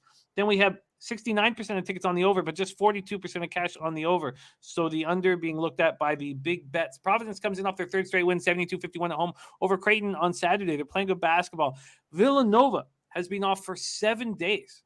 So their 5-game winning streak was snapped. Pistol Pete called it, but he got the push, unfortunately, in that 71-69 loss at UConn last Tuesday. They've been chomping at the bit for 7 days to get back on the floor, and they are right now 9.5-point favorites. Pistol Pete, Loshak, first game on the board. Providence, Villanova, take it away. Yeah, all right. So this is an interesting one. Of course, at this time of the year in college basketball, potential seedings for the NCAA tournament as well as conference tournaments is paramount. Providence has clinched their the top seed in the Big East tournament, but of course they probably do have revenge on their minds. My lean to this one would be, and again, Villanova's top guys are banged up, but it hasn't really mattered as much as you might think based on reading the reports, the news reports. I'd be leaning Providence plus all those points, and I'd be leaning under. I think it's going to be a tighter defensive game, and it doesn't really matter. Providence doesn't need the win, but for pride, it's probably on their mind. So I'd be leaning Providence, leaning under. I haven't bet either of those, although I think they're probably both decent bets. It's dangerous betting against Villanova. Shout out to my man Jose Bouquet, who the first time these two teams met, I had Providence getting 4.5 at home. He took Villanova, and he did win that one by a half point. But he won it. And it's a little bit scary to bet against Villanova, even though they have been losing ATS over the past, 6 or 7 games or so. But definitely with this many points, and Providence is, as Jose Bouquet pointed out to us, has been a lucky team. They're probably not as good as their record indicates, but you're still the top team in the conference, getting almost double digits in a revenge game. So I'd definitely be leading Providence. And definitely be leaning under, but I didn't bet either of those yet. Nasty Nate says Providence wins. Tues is on Nova first half. Book it. Dan Kelly talking about this strange situation in Toronto tonight. Also, keep in mind, for those of you capping NBA, that we just lifted all of our COVID bullshit. This is the first sellout at the Air Canada Centre in a long, long time. And the fans are going to be going nuts. So just keep that in mind. We're going to have a bunch of drunk and rowdy sold out fans slapping ass and getting numbers. Friars, Villanova, a lean to the under and a lean and Providence plus 9.5. They're really, really getting disrespected here. You know what I mean? I guess it's the idea that they've got nothing to play for. Right. Brothers and Bets in the house. What up, Brothers and Bets? Says way too many points. Question is Providence resting players for this one? Right. And someone might know something. So I'll pass, but definitely lean to the under and definitely lean to Providence plus the points. Let's move on to the next spot we are breaking down on the board. 8 p.m. Eastern. Number 6 ranked Kansas Jayhawks, 23-5, 12-3 in the Big 12. At the Horned Frogs of TCU, 18-9, 7-8 in the Big 12. We're in Fort Worth for this. Let's see what we are dealing with. This is an 8 p.m. Eastern start. Kansas opening up as 5.5-point favorites. There's been a 5-cent move towards them. Other books like Sports Interaction have moved it to 6. This total opened up at 144.5 down to 142.5 at Pinnacle. This is a big game. I imagine that this will be up here on the board, and it will be. 5,195 tickets in. And the value ratings say that there is a value on Kansas in this spot. 70% of the tickets on Kansas, 77% of the cash on the spread on Kansas, and then lots of money coming in on the under, Pete. 77% of tickets on the under and 95% of the cash on the under. Ski Profit, they lifted the restrictions in Toronto. This is our first sold-out game in certainly the first sold-out game in 2022. So Kyrie is not allowed in. Kyrie is not allowed in Canada unvaccinated. He will not be there.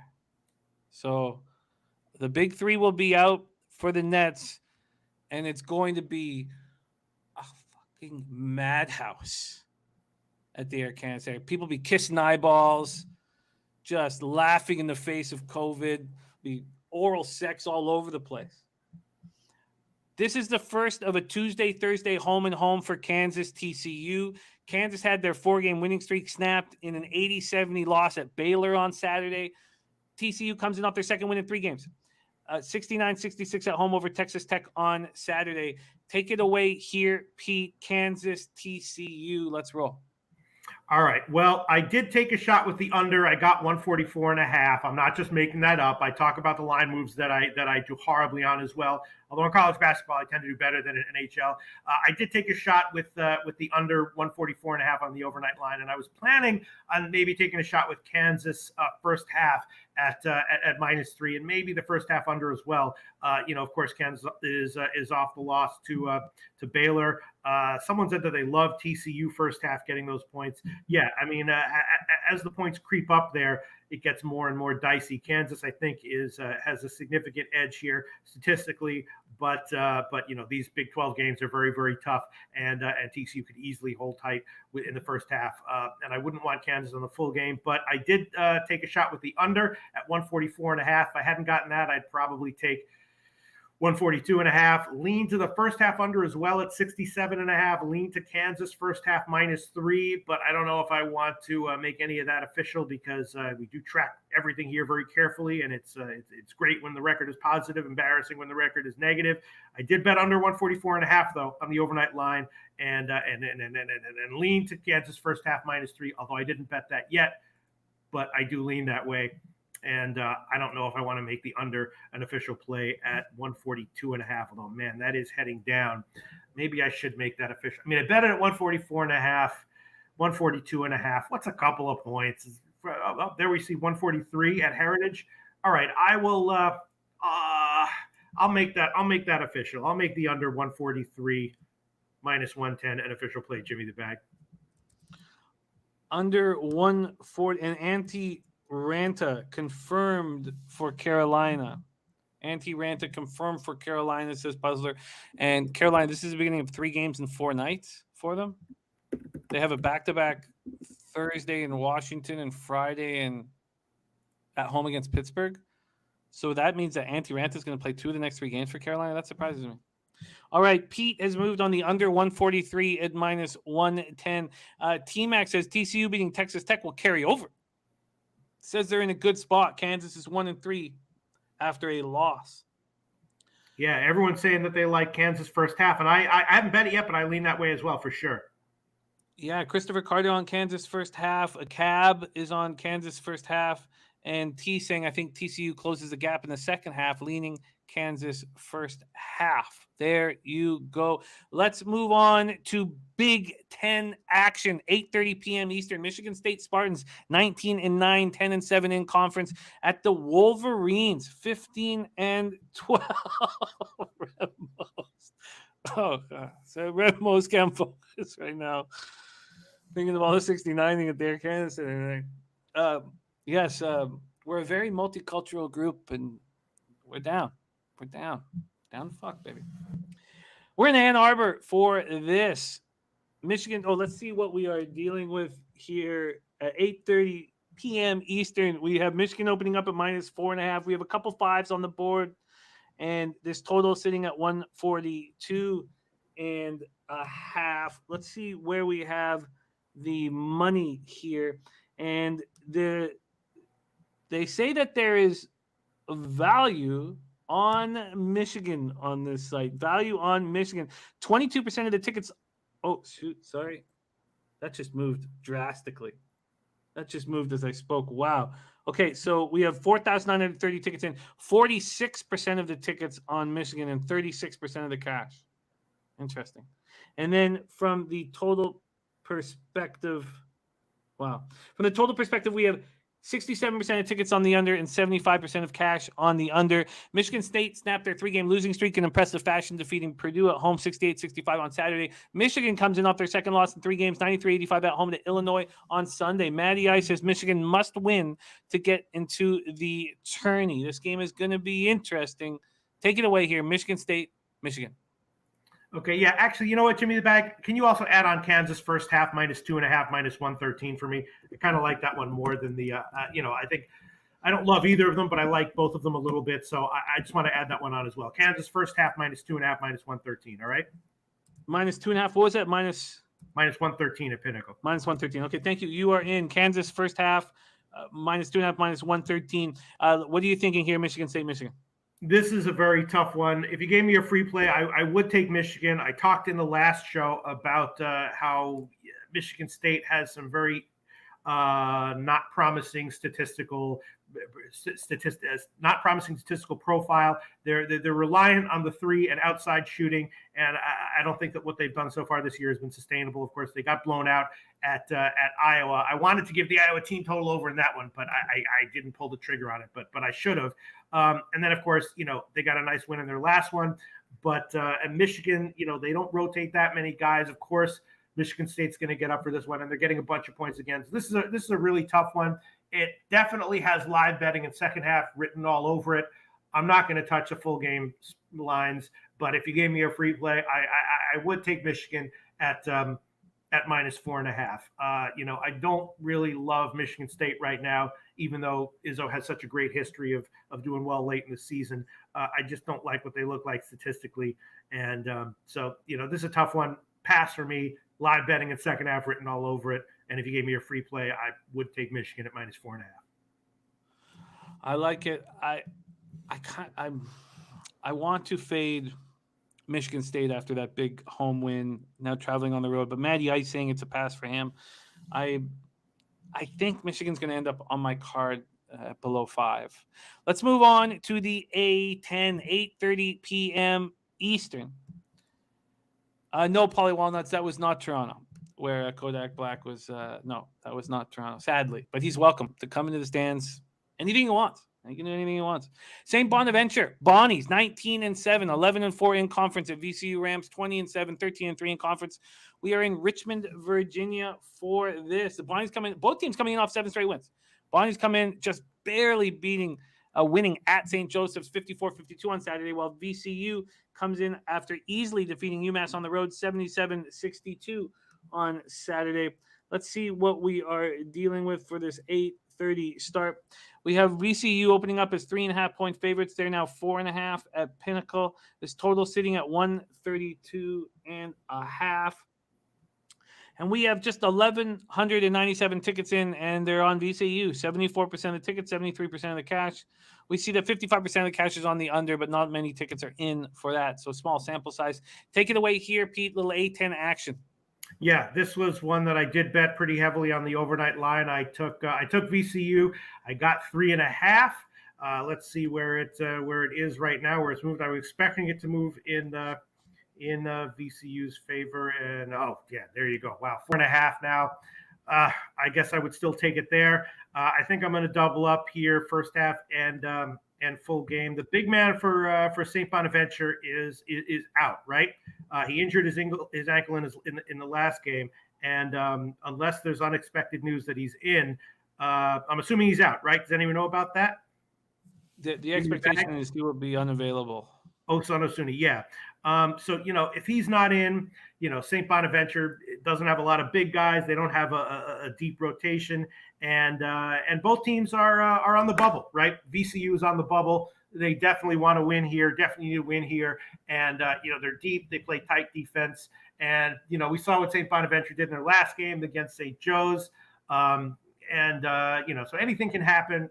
There's no locks in college basketball, especially at this time of year. But I did take VCU. I would also lean under, and of course also lean St. Bonaventure team total under. But I think I'll make the first half and the full game for VCU both official. Maybe I'll do a little bit of safe points buying. Let me see what we could do. Yeah, it's 2.5 and -160 for the first half at Heritage. So -2 would be -123. Let me just do a little very, very quick line shopping here. But I did bet VCU at -3.5, and I took the first half at, I think, 2 -117 as well.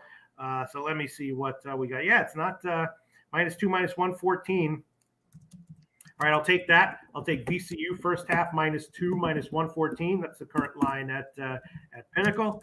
And the full game is 4.5, and the money line is -204. I guess I'll just take. I won't try to get too cute here, and I'll just take -4.5 for here. I'm just line shopping a little bit. I'll take the full game at -4.5 as well, even though. What's the juice there? 4.5. I'm just looking. It's a market number, so -110. Let me just line shopping. So many games here. Jimmy the Bag. Try to keep this content engaging and intense. I have a bunch of other plays from around the card, not on the 6 games, the big games we're going to cover. So we'll get to those hopefully. But yeah, 4.5 -110 on the full game, and first half -2 -114. That's a Pinnacle. Lean to the under, lean to St. Bonaventure, team total under as well at 64.5. Any comments coming in? Yeah, some crazy shit. Cain Velasquez arrested for attempted murder, and Antti Ranta officially in net for the Hurricane. So that total has gone up to 6.5. But here in your spot, not a ton here for VCU. So what's going on here? What's so goddamn funny? Nothing. Just a lot of drama with people trying to figure out what the hell's going on with Cain Velasquez. Shot somebody yesterday. So it looks like attempted murder for Cain. But Real Deal Prime's going to ride with you on VCU. You got first half -2 -114. First half -4.5 -110. Mike says I like the over at 132.5 with the big man out. Says really? Take it to the paint.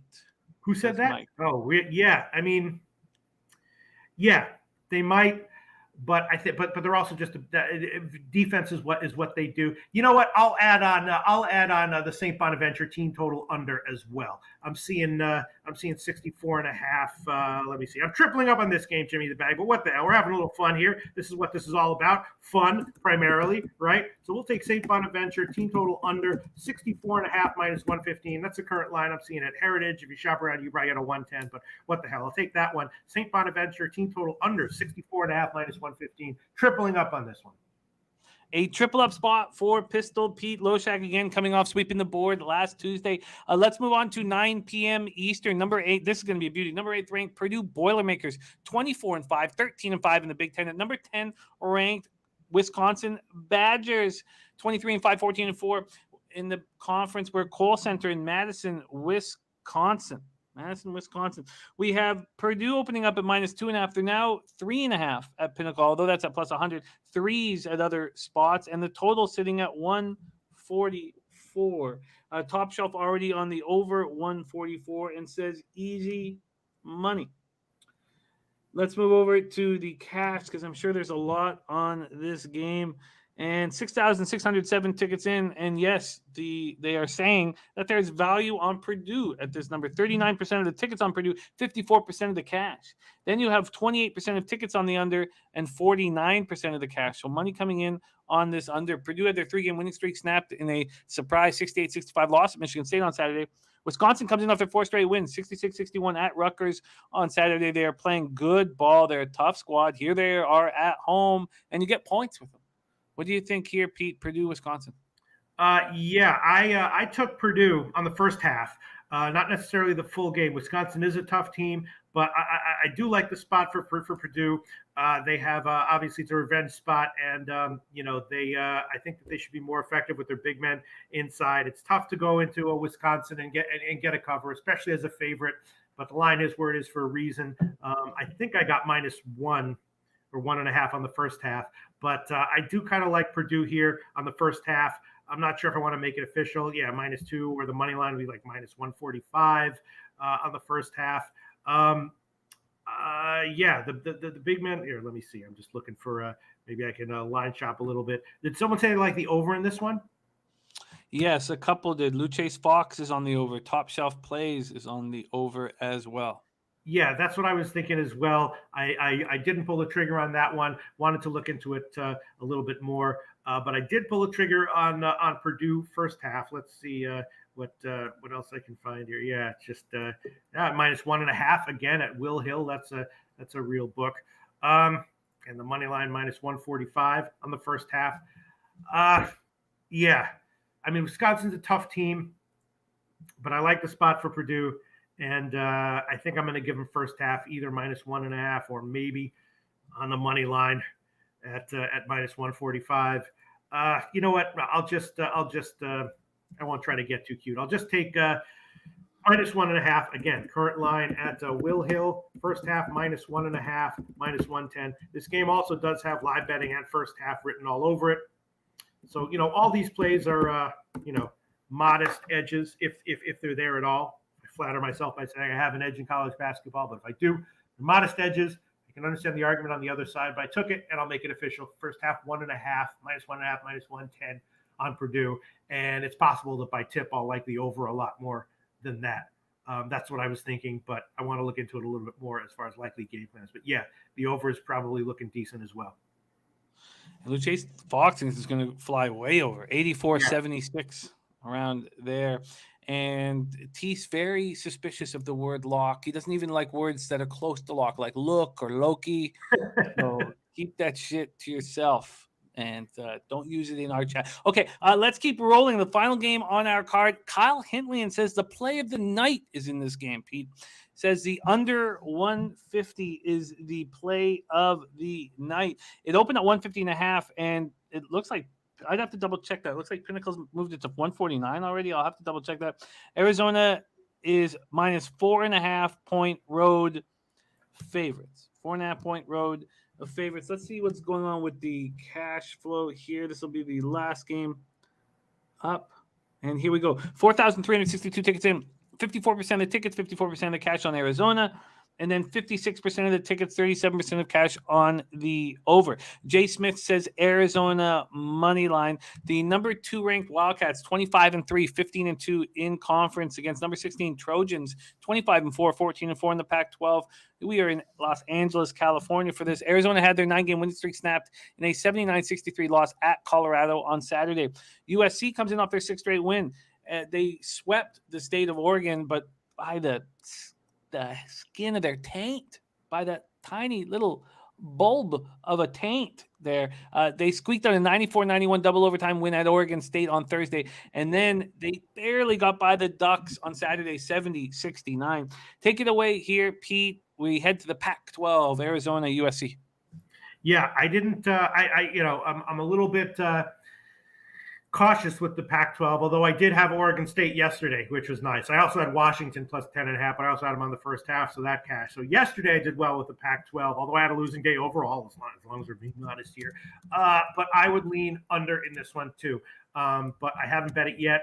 Obviously, it's a huge game, obviously, and Arizona trying to clinch the regular Pac-12 regular season title tonight. So it's going to be a big game. I would definitely be leaning under and first half under as well. Haven't bet it yet. Haven't pulled the trigger on it, but it makes a ton of sense. And I might be on it by the time. Yeah, I might even be on it 15 minutes after this show. And maybe I'll make it official now blindly, but I haven't done my full due diligence on it. But definitely leaning under for sure.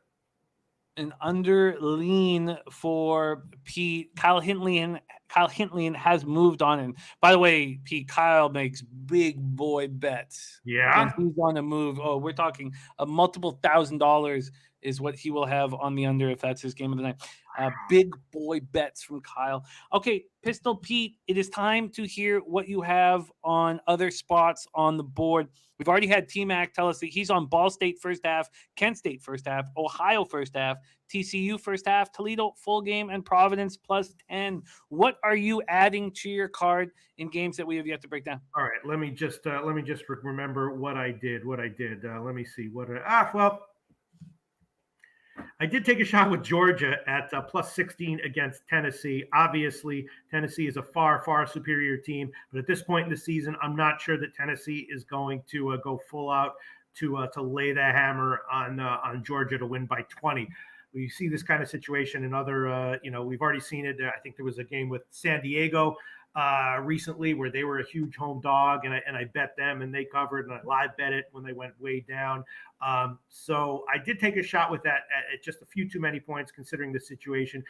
Similar situation with Vermont and Maine today. Maine is a 19-point home dog. Vermont is way, way better, but they have designs on the NCAA tournament. I don't think they're going to be fully motivated to embarrass Maine at this point in the season. So Georgia, I took a shot with Georgia at plus 16. Took a shot with Nebraska and Ohio State under at 151. Nebraska's playing great, but Ohio State needs a win here, and I didn't want to lay all those points. So I took a shot with the under 151. Oh, West Virginia, Oklahoma. That's when I bet first half and full game. I got 5.5 for West Virginia, and I took the first half at plus 3 minus 117. West Virginia is hold on one second, is playing kind of scrappy now, and of course here I'm just doing here we go. Oklahoma is coming off the win against Oklahoma State, and West Virginia just kind of playing teams close in general. So I like West Virginia at 5.5, and I like the first half as well at plus 3. And I think I'll make that one official. I don't know if 3 still exists. Let me see. I will look. What'd you say, Jim? I will look. What was that spot? So, because your Georgia place seems really nice. I like the idea behind it, but which one are you making official? I'm going to take West Virginia first half as well. This one also has live and second half written all over it. I don't know if I necessarily want to double up, but I'll take at Pinnacle. I'm at Heritage right now, plus 3 minus 117. So I will make that one official. West Virginia first half plus 3 minus 117. First half plus 3 minus 117, and I would also like them full game at plus 5 or 5.5. I did bet that one as well.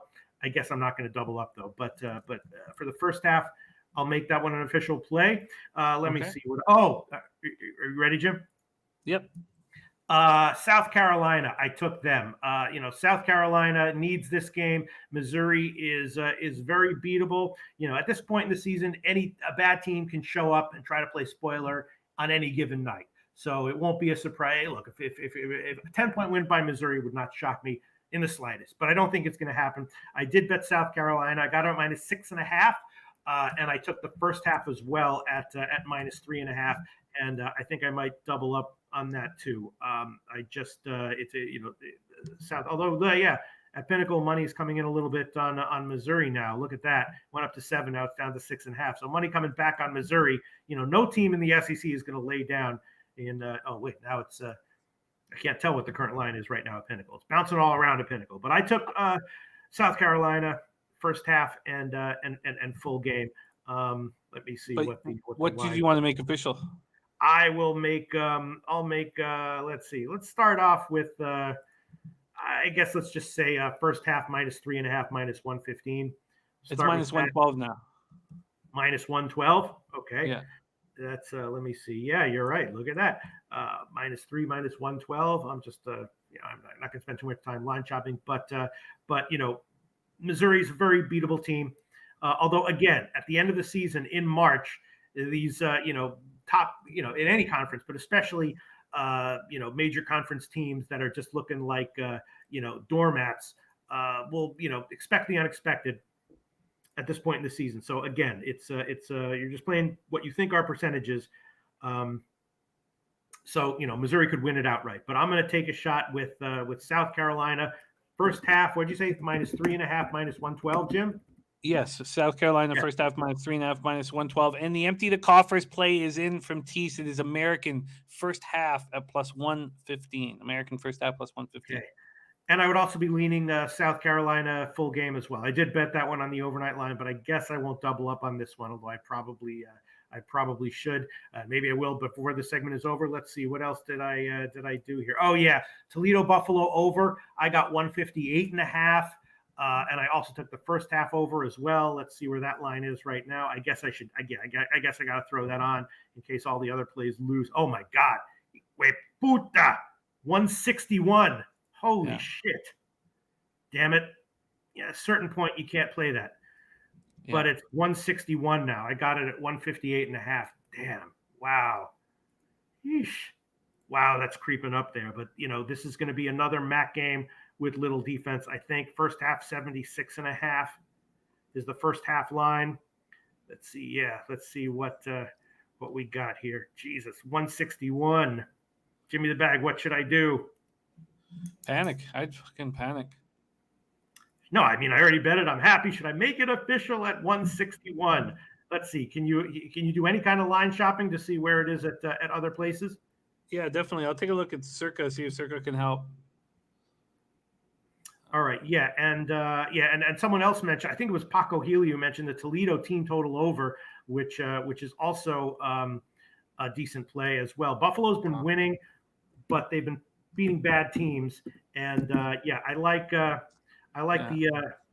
Toledo team total over as well. All right, so I'll take the Toledo team total over and the first half over, and this could be one of those games with the second half with 100. So you know what? I'll take all three of them. I'll take the first half over, the full game over, and I will take the Toledo team total over. Give me the bag. Sorry, this is not super compelling content here, but we got to line chop and figure out what the hell's going on with all these lines. Yeah, 79.5 minus 109. I'm seeing that at Pinnacle for the team total. Let's see what we got. I won't do too much line chopping, just compare a couple books here. All right, I'll take at Pinnacle team total, Toledo team total over 79.5 minus 109. And then as far as the first half total, what am I seeing here? 76.5 minus 106. 76 minus 117. That's not too bad. That's not too bad, right? 76 minus 117. I'll take that one. The first half over 76 minus 117. That's the current line of Pinnacle. And then I guess I should add on the full game as well, which would be 161 minus 109. This just might be one of those games where it's like, if the first half is like 72 and then they put up 100 in the second half, which is entirely possible, then I'll be mad that I didn't give the full game over as well. So I'll take that one. Full game over 161 minus 109. I'll make that one official. All right, so tripling up on overs in that one. Let's see what else we have. Quickly, Preston Burke is with you with South Carolina. Says, what about Georgia plus 16? Pete's already bet it. He got it at 16.5. It's available at 15.5 right now, and it has yet to be made official. But I think that breakdown made a ton of sense. And Preston says, you guys are great. Beans and cornbread from Johnson City, says our guy, Preston Burke. Shout out to Preston. Okay, just a few. I mean, there's so many games, but I also did bet the under in Central Michigan, Miami, and Ohio. That one I got at 148. Then I saw it go up, and now it looks like it's headed back down a little bit. And I think I'm also going to take a shot with Miami, Ohio. Now, Miami, Ohio has been an awful team overall on the year. ATS and I have been fading them pretty successfully. And Central Michigan has been playing a lot better recently, and I have been betting on them and doing pretty well with them. But I think, this is a big revenge spot. Recent revenge for Miami, Ohio, and I think it's a little bit of a down spot for Central Michigan. I haven't bet it yet, but definitely leaning Miami, Ohio. I'll probably take them first half, and I did take the under already at 148, and that's gotten bet up. Ohio and Bowling Green, I bet that one over 158.5, but I think that one's gone down a point or two as well. I did take a shot with Vanderbilt +1 against Florida. Florida, of course, beat Auburn recently, so they're a quality team. Vanderbilt is not as good as Florida, but I like the spot here. Florida has a big game coming up next. I forgot against who, but it's against Kentucky, and I think it's a slightly better than 53% proposition that Vanderbilt gets the win. I think I'll put that. I think I'll make that one official. I did take that one. I'll take Vanderbilt. Let's see what the line is, just to get a win or something. Let me see what the line is on that one. Yeah, it's like -111, just on the money line. So let me just quickly see what I'm sure there's a -110 somewhere. Yeah, -110. There you go. All right, I'll take and I'll add on Vanderbilt Pick'em -110. Vanderbilt Pick'em -110. So that's an official play right there. Right. And we're not done. We're not done. Just like KRS-One, we're not done. We got Purdue, Wisconsin. Let me see. Right. Let's see. I took a shot with the over in Ole Miss and Kentucky. I took a shot with that and the first half over. Ole Miss, Kentucky is both these teams are going to be up for this game, and I think that I don't necessarily want to take Kentucky minus the points, but I think there's going to be offense at least early, so I won't make that official. Just because we're pressed for time here, but I did bet that one. I bet Ohio Bowling Green on the over, and then there's some of the minor games that I like as well. The conference tournament. Someone talked about Oakland. I like that one. I did bet Oakland first half -13. Oakland statistically is pretty decent, but they faded at the end of the year. And I think that at least for this game, they should come out and make sure that they don't have an embarrassment against IUPUI. IUPUI is a very beatable and embarrassable team. And as long as we're being honest here, I bet IUPUI at home against Milwaukee, and it was looking good for a while, but then they just got flattened, and Milwaukee is nothing special. So I like Oakland, and I think I'll make the first half an official play. Let me see what the line is. Yeah, -13, -115. -13, -115. I'll make that one official. Jim, you with me? Yeah, Oakland first half -13 and -115. I'm ready to read out your additions anytime. Okay, I'm just trying to line chop a little bit, but there's probably a -110 somewhere. But I will. If you can find me anything better, I'll take that one. But if I have to take 115, I'll take that one. First half -13, -115. Also from the minor games, let me just refresh my memory here. Florida Gulf Coast, I bet that one. I bet them first half -6 and full game at -10.5. Let me see. I can get you Oakland -12.5 first half and -114. Okay, great. There you go. Jim the bag. Here we go. We're line shopping today. We're getting good lines, and this shit does matter, of course, long term. I did take Florida Gulf Coast first half -6 and full game -10.5, and I think it's moved up a little bit as well. Florida Gulf Coast definitely outclasses. Hold on, let me just find it. God, where the hell is it? Here we go. Yeah, North Florida. Now it's up to 11. Okay, so I think I'll make that one official. I just want to scan the rest of this of the extra games here to make sure I'm not forgetting anything. Yeah, and I did take a shot with Maine at +19, similar to the Georgia game, but I don't like it as much as that one. It's now up to 20, which makes sense. But I took a shot with Maine +20 and Georgia at +16, and Florida Gulf Coast -11, and the first half at -6, -115 against North Alabama. You know what? I'll take both of those, Jimmy the Bag. I'll take first half Florida Gulf Coast first half -6, -115, and Florida Gulf Coast full game -11, -110. Those are both official. What was the full game? Sorry, -11, -110. All right, you are in business. Do you have anything else to add, or are you ready to go into? Let me just shout out some of the other. Yeah, again, I bet the over in Ole Miss and Kentucky. I should probably add that one on here, but I'm not going to. Richmond and Dayton is interesting. Dayton has a very young team, and they're a little bit banged up. That one has second half and full game and live betting written all over it, but leaning over and leaning Richmond on that one. But second half and live betting written all over it. Again, Providence, Villanova, lean under. Georgia plus 16. I should probably make that one official, but I'll hold off. West Virginia, South Carolina. The under in Central Michigan, Miami, Ohio, and Miami, Ohio first half. I should probably add those, but I won't. Ohio Bowling Green over. I took that one. I should really probably add that one, but I won't, or maybe I will. Sorry, Jimmy the Bag. I know I'm making you write down a lot of shit here, but I'm just shouting out everything I bet. Yeah, 157 minus 119. I'm seeing.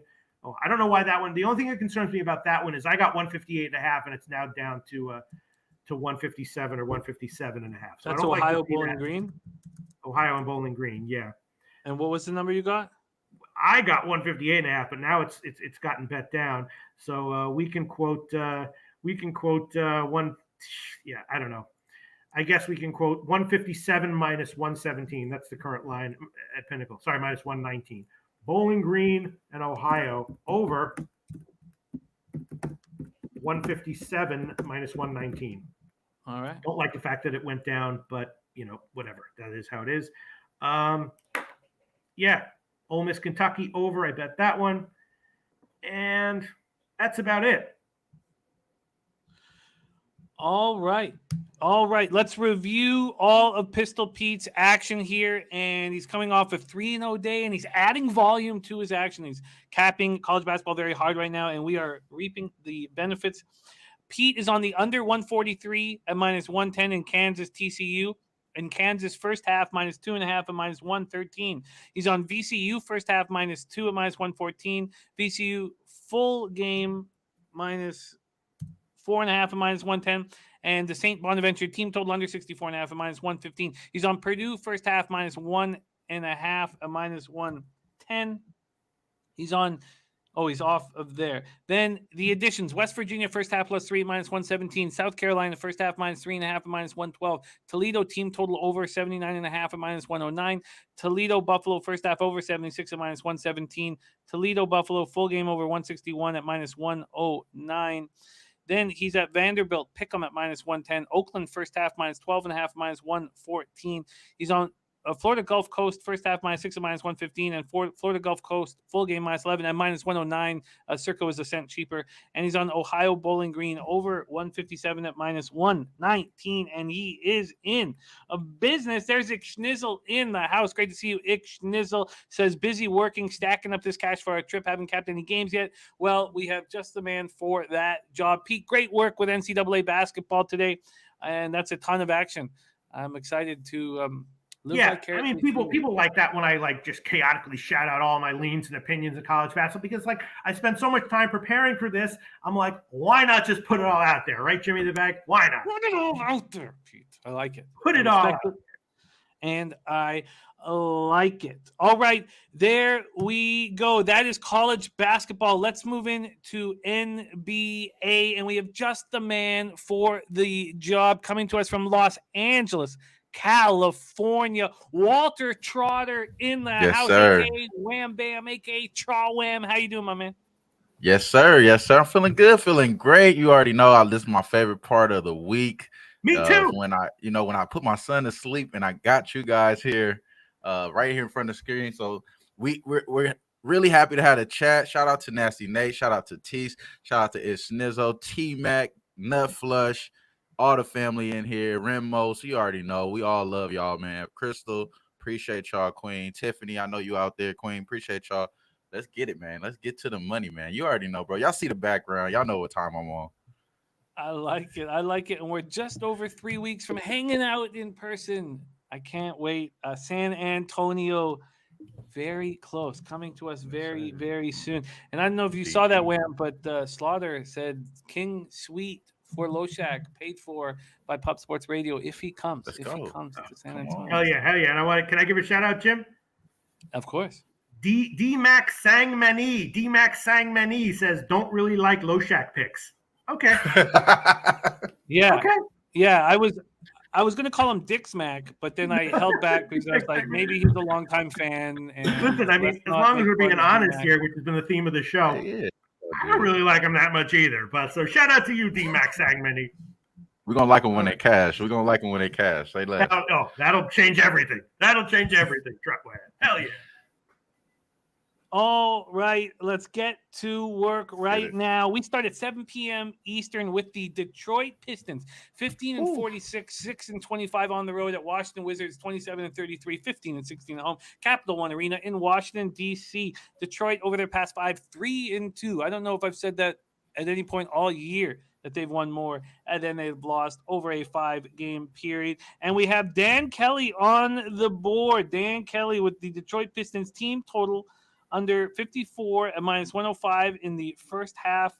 Detroit Pistons team total. And we have none other than the great Dan Kelly on the board. So let's give our man Dan Kelly the love that he so deserves here. And Dan Kelly.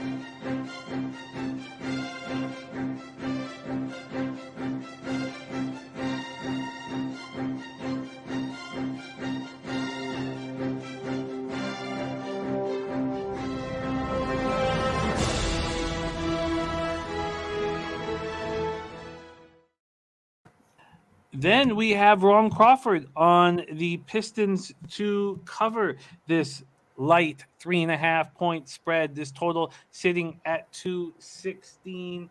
We have for cash flow, we have 8,347 tickets in, 28% of the tickets, 35% of the cash on Detroit, and 38% of tickets on the under, 53% of cash on the under. So shout out to Ron Crawford, who is locked in here with the Pistons as a spreadsheet play of the day.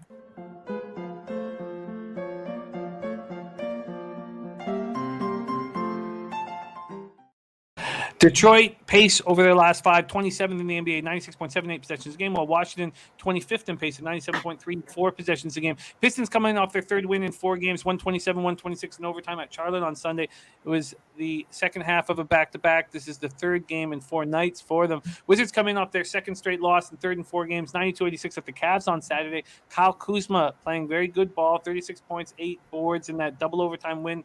Or loss, to San Antonio on Friday. And then 34-13 in the loss to Cleveland. He's averaging 17 points per game this year and 8.8 boards. And Beal out for the season. Kristaps Porzingis, I don't know what he's doing. I don't know where he is. Daniel Gafford's made an impact. 17 points for San Antonio, 14 against Cleveland, 15 of 18 from the floor over those 2 games.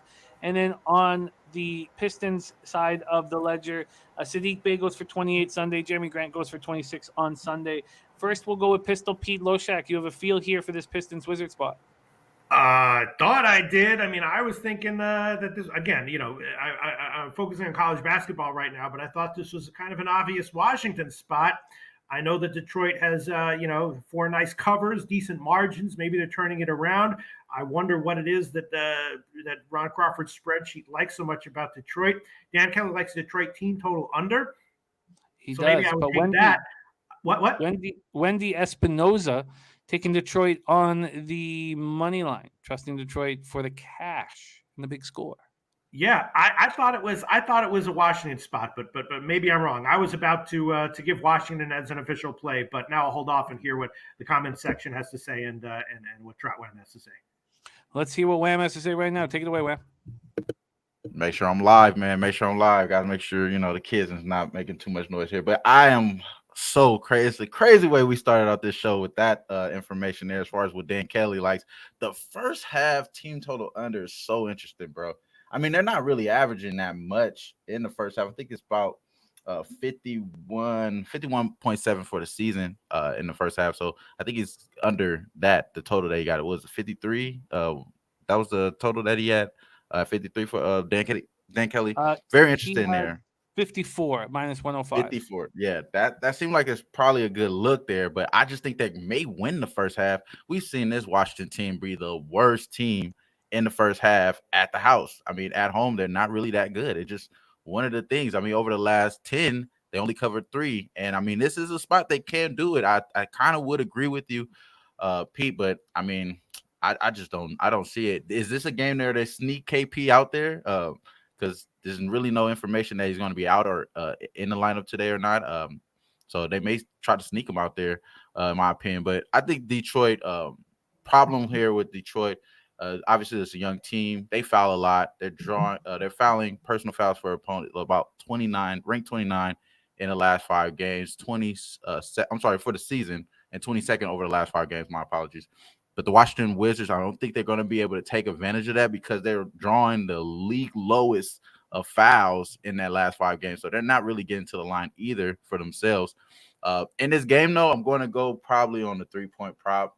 I think that KCP is probably going to be live, be able to go over the 2.5 3-point makes. Obviously, the juice is at the -1.5. I'm sorry, the 1.5 over 1.5 for him to have 2. But I just think that he gets to the 2.5 because this Detroit team does give up the 3 pretty high at a high rate. So I'm thinking that probably is the way. But hearing the talk here, I know that Detroit is not that known to be a good first half team. Hearing them talk, I do have this written down as well that Detroit has covered 4 of the last 5 first halves, and one of those being a push. For the it's not a loss, it's actual push. And then as far as them being on the road, they're also 4 of the last 5 as well. We talked about how bad Washington is. I'm thinking maybe Detroit first half, and I'm kind of feeling like our girl in the chat here, maybe take the first half money line. That's the lean for me in this spot. But I think the KCP over 2.5 threes may be the best look that I have written down in this game. But again, I haven't bet this one yet, but that's the way I'm thinking. I'm thinking KCP over 2.5 3-point makes, and maybe Detroit's first half money line. This kind of gives me I'm kind of pushed back a little bit because Dan Kelly's play. I'm not gonna lie, like hearing that kind of, he's very sharp with Detroit. We know we do this every Tuesday. We always have Detroit on the slate, and he always comes with the heat here. So I'm kind of worried there, but for the most part, I do like the first half for Detroit, just based off of what they've been doing. And like you mentioned as well, Pete, they offense have seemed to get a little bit better.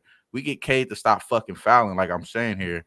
They're probably going to play really well in this game and win outright. So, and then having those good games recently, covering after the All-Star break, they've been covering since then. It's only been a few games, but it seems like this is a better team to bet on than what we've seen before the All-Star break. Anything official for you here, Wham Bam? No, not on this game. I am thinking the first half. I'm going to tweet it out if I do bet this, but I'm thinking first half money line and KCP over 2.5 3-point makes. All right, I will wait to see that. Razor Sharp Picks back in action. We have back-to-back horse racing action. Friday night, Razor Sharp Picks all night, and then Saturday all day, all night. The road to the Kentucky Derby will be 10 hours of heavy boozing and horse racing action here on Pub Sports Radio. San Felipe Stakes, Santa Anita. We have the Gotham Stakes, the Aqueduct, the Fountain of Youth, the Gulfstream. Going to go off. There it is, right there. Look at that, Jose. Great work. It's going off. Good job. It's going Jose's off. so fast, man. He's so fast, bro. He is with those fat, stubby fingers. I don't know how he does it without making mistakes all over the place. I don't know how he does. Okay, we move on to 7:30 p.m. Eastern. Also, speaking of exciting basketball action, there is talk of Prince of the City and Ski Profit going up against J Money and Dutch Boy Fresh 2-on-2 basketball in San Antonio, which we will be betting heavily on. There will be a local on site taking bets for that game. That's become a little more exciting than Jose and I racing one lap around the ice rink. Can we get early thoughts on that? I need to know the lines. I need to get some. Oh yeah. So can we break that down? Yeah, break that down, please. Yeah, sure. That's a great idea. Great idea. I mean, okay, we in the middle game, so that makes sense. Okay, guys, well, I mean, I don't know the people. I don't know. I've never seen J Money in my life, so you guys will have to tell me what the basketball skill is. Wham, you probably know best. J Money and Ski are pretty tall. They're not what you know. They're not normal size individuals. You know, both of them over 6 feet, so they're going to have the experience there. And they talk basketball all the time, so they know they're cerebral with it. For those two guys, who are the other two guys? You said Dutch and who? Prince of the City, Ant. It's going to be like the white man can't jump thing where Ant comes onto the court and everybody laughs and all the money goes in on J Money and Dutch Boy Fresh. Right. And then you see Prince of the City take a shot. You know, And he's the guy can dropping. shoot. Yeah. The guy can I'm play pretty ball. sure he And could. it He reminds looks like me he can. immediately of the spectacular impression of Pistol Pete Loshak's Rosie Perez. You nailed the Rosie Perez. You Oh, want to give us a yeah. little taste? Give us a little taste? Sometimes you win or you lose or you tie, Jim. Damn. So it's ski and POC against Dutch and J Money. That is a very interesting matchup.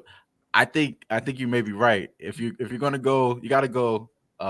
It's kind of fucked up, but you gotta go white guy versus white guy and black guy versus black guy, and that's how you got to take the matchup here. And in my opinion, damn, I haven't seen no one play basketball yet.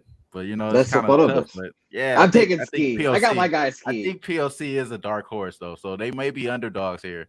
They may be underdogs. I think they may be underdogs. You guys talk about him like he's fucking JJ Redick. I mean, that's how he talks, bro. I never seen him play. So. Okay, well, I expect to see JJ Redick coming soon, then. It's gonna be interesting, man. We will be discussing this for the next 3 weeks, and we will put a line together, and you can bet on it. We will have, again, a local at the court on site for this 2-on-2 basketball game. Let's move on that to start with the letter Q. They don't do it like they used to, Jim. They just don't. God bless the 80s and 90s, baby. 100%. I can't wait, though. I can't wait for this action. I tell you, man, it's going to stink like reefer smoke at that court. It's going to smell like reefer smoke and cash. We should watch that we don't get held up Everywhere we go, dog. Yeah, we gotta have a lookout. we got it. There's going to be a lot of cash on site, man. 7:30 p.m. Eastern. Next up, Atlanta Hawks 29-31, 11-18 on the road at the Boston Celtics 36-27, 20-11 home. It's got to be. We got to not tell anybody where we're playing. That's got to be. No, it's open carry state. We good. It's open carry state. Not for a week though, but yes, this will be an inside low bag thing. Only the select few that come to the meet and greets and such will get that inside info. Yeah, because if we make it too, we've put it out there too much, we'll get stuck up for sure. TD Garden in Boston, Massachusetts. Atlanta 3-2 over their past 5, 22nd in pace at 98.6 possessions a game. Boston 3-2 over their past 5, 23rd in pace at 98.10 possessions a game. We have Boston opening up at -7. Pinnacle's moving to 6. There are 6.5s on the board. This total opening up at 226.5 is now at 227.5. We have 10,377 tickets in. 33% of tickets, 46% of the cash on the Hawks. And then 52% of tickets, 68% of cash on the under. Atlanta comes in off their third win in 4 games, 127-100 at home over the Raptors on Saturday. Trey goes for 41 points, 25 in the first half, 11 assists, shot 17 of 24 from the field. John Collins tested his strained right foot for the first time before Saturday's contest. He did some shooting and a little running. That does not sound good. So he's not coming back anytime soon. And Lou Williams missed the game with left hip discomfort. Celtics had their 2-game winning streak snapped in a surprise 128-107 loss at Indiana on Saturday. Tatum goes for 24, Brown 23. And that was just their second loss in the last 13 games. Al Horford did not play in that game. He had Sunday off. It was the second half of a back-to-back after they beat Detroit on Saturday. Take it away here. We'll start with Pistol Pete, Hawks, Celtics. Okay, first of all, can you add on Washington money line -154, just full game? Just because if they win the game, I like Washington. If they win and I didn't give it, I'll be pissed. So Washington money line -154. All right, Jim? All right. Pete is on the Wiz -154. Nice. Pete, what do you think of this spot? I was thinking over, or is that too obvious? I don't know, but I was thinking it might be a don't overthink it situation, and just take the over. Obviously, Atlanta's playing great, over trending recently. Boston's been going over as well. These two teams, when they met this year, they've been lower scoring, so I was thinking maybe a little bit of reversal of that here. It's a high total, but I was thinking over, but I really want to hear what everyone else has to say. Take it away. Yeah, Ryan. man. For me in this game, I do have 2 plays in this matchup. As far as the side, we start off there. Let's just talk about what you've seen from Boston over the last 2 games. Pretty much damn near, almost lost to Detroit. Wasn't a game that they had control over, and they obviously did lose the next following game against Indiana. Those both road games. They played in Brooklyn, Detroit, and Indiana. All 3 of those road games there. you're seeing them playing these fucking teams without their guys, or just young teams that shouldn't be that good. So you don't really have that type of focus. Maybe you get a little bit more focus back at the Garden against the Atlanta team, where they did just win in February 13th by 10 points. Marcus Smart in that game and Jason Tatum pretty much led the way. Marcus Smart had 7 assists. Tatum had 38 points. Boston have went over 5 straight times here, so with an average of 119 points. So, like you said, Pete, it's kind of obvious there. Like, they're going to probably score and maybe have a little bit of focus. We know they play really good defense, so that's maybe have people thinking, not to take the over in that span. But both of these teams are top 10 in points per game in the last 5 games here and for the season here. So I'm thinking that it's probably one of those things you may want to take the over if you're thinking about the side. I'm thinking Boston probably is the better side here, but I'm going in the props direction. We see the people in my background. We're both going to take Robert Williams to have a double-double. This has hit 5 of his last 6 games.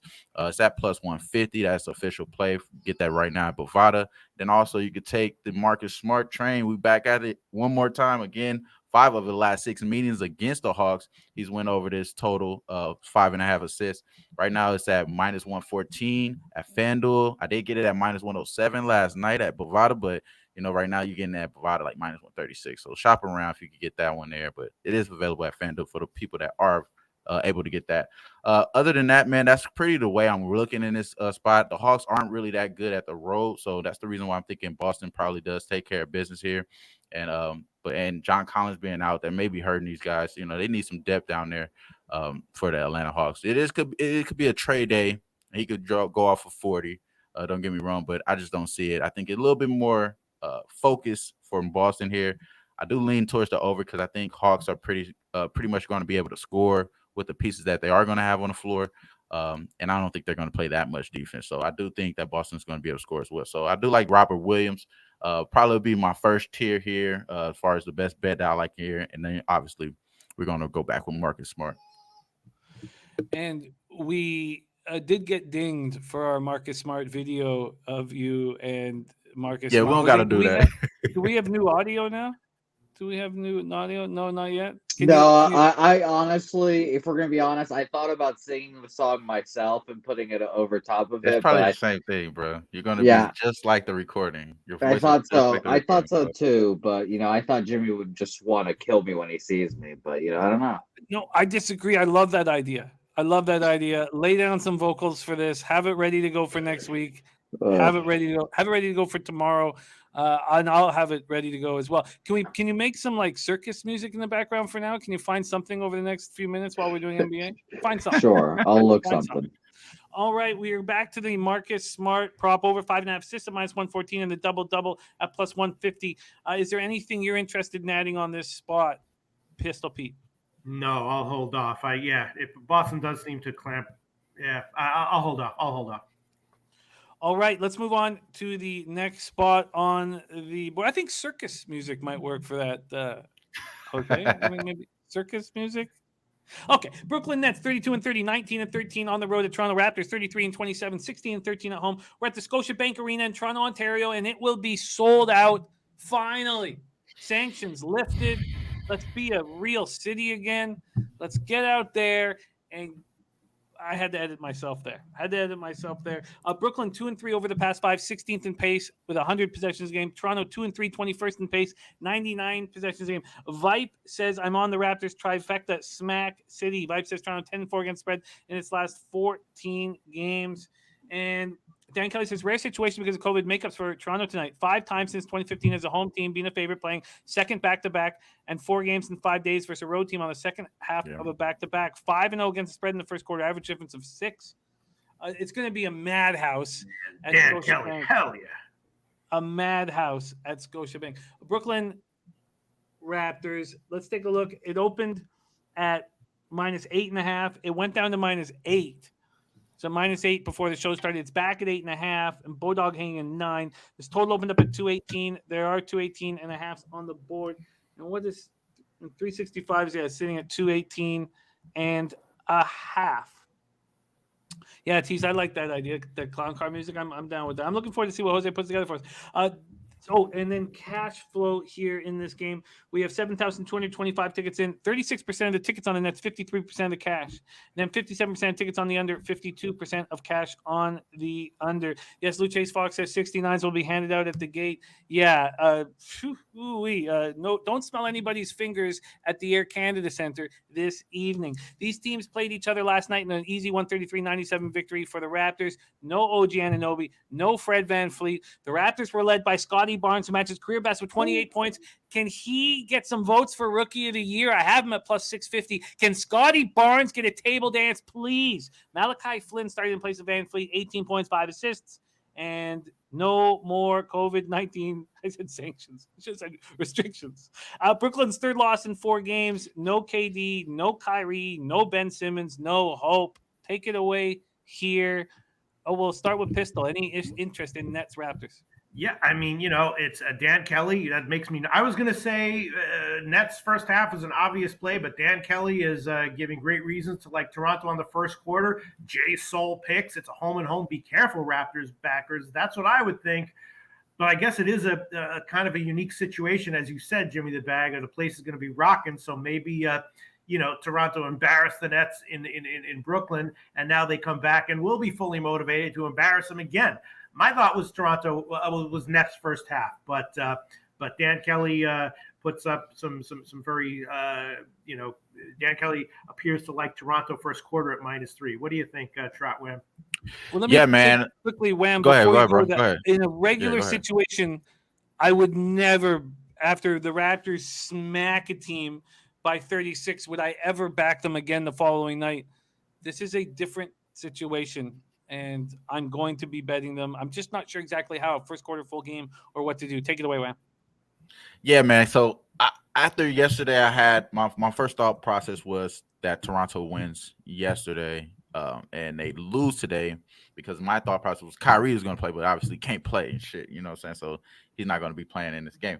This game is so crazy because now that you think about it, like you just get punked by Scotty Barnes, man. I mean, Scotty Barnes was down there just getting off his rebound. It's just willpower, like just out there just doing what the hell he wanted to do out there.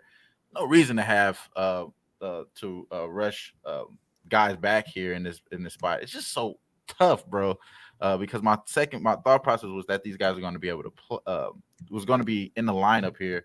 I think you may get Fred VanVleet back, right? You may get Fred VanVleet today because he did sit yesterday, and it makes sense there. These two teams, man, it's a fucking like two different teams, like on the second half of a back-to-back. One team just can't cover, can't get right in the Brooklyn Nets. The other team is just rock solid, bro, just cooking ass. I mean, 1 for 8 for 1-8-1 ATS with no rest. Brooklyn 9-3 against the spread in the 12 games that they had that situation for Toronto. I can only go Toronto here, but man, did this line fucking move, bro. At 9 right now, we're getting. I don't think I could touch the 9, but at the same time, I think Dan Kelly may be onto something. Just take them early, and the fact that the fans are going to be there. Who cares, bro? Who cares about the actual injuries right now? It's going to be a spirit involved with all the players that's involved there. And then the game plan that you've seen Nick Nurse throw out there, I've seen too many fucking times Steve Nash get cooked by these coaches, Steve Kerr, Nick Nurse yesterday. Like, they were just blitzing the damn penetrators, and without Kyrie or some spectacular force like KD on the floor, the Nets are pretty much cooked, bro. Like, you really are relying on – they had fucking Andre Drummond holding the ball at the three-point line, like trying to get guys involved, like trying to get the ball to other guys, on screens. It's just because these guys was getting blitzed and getting pretty much punked, like I said earlier, though. So I could only go Toronto here, man. And my first mind was telling me to go Nets. And honestly, I'm going to be pissed off if the Nets win this game because I actually had it right just before we, looking at the schedule here. So it's going to be tough, and I'm going to be off this game. I'm going to be damn sure locked the way in, though, bro. I'm going to be locked in on this game a lot, but I wouldn't talk no one off of Toronto today. And I couldn't really talk you into Brooklyn here, so that's the reason why I'm off here. I'm excited finally to see a full arena. So Give me let's the bag. go.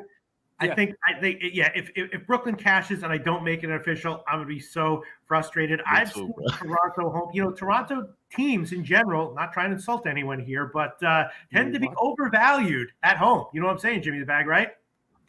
I mean, I've seen that in the CFL, in the NBA. I'm gonna take the Nets first half +5 -107. And I'm gonna bet it small. And if it loses, that'll be okay. I'll make it official. For Nets first half +107. Dan Kelly said that Drummond might also be out. I understand that. Sorry, that was +5.5 at +107. No, +5 -107. +5. You son of a bitch. +5 at 107. I've seen this, Jim. You know what I need to make the anger go away? This is what I need to make my fucking anger go away.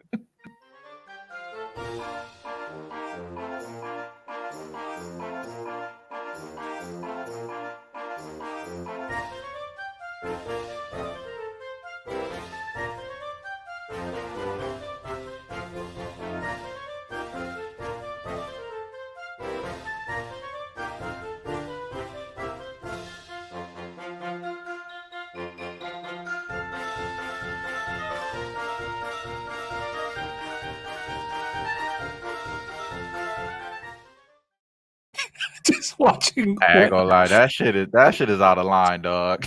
Just watching Wham shake his head in the background is. I'm like, hold on, because he was like, "You making it's gonna make you happy." I'm like, "Oh, okay, cool, man. I'm all about my bro making him happy." He threw me out there like, "Oh, hell no, not this again." I'm sorry. Music. No, I'm joking. I knew it was coming.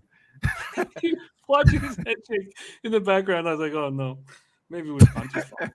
Maybe we've gone too far." He's my friend. Okay, let's move on to you already know. 8 p.m. Eastern. Very quick, Jim. Yes. Good news, bad news. Billy Friedrich found -103 for the first half, but Tues is begging me not to take the first half, if anything, full game. Look, it might have been a mistake. I already did it. I know that, the numbers favor the Raps. Tues says Dan Kelly likes Toronto first quarter.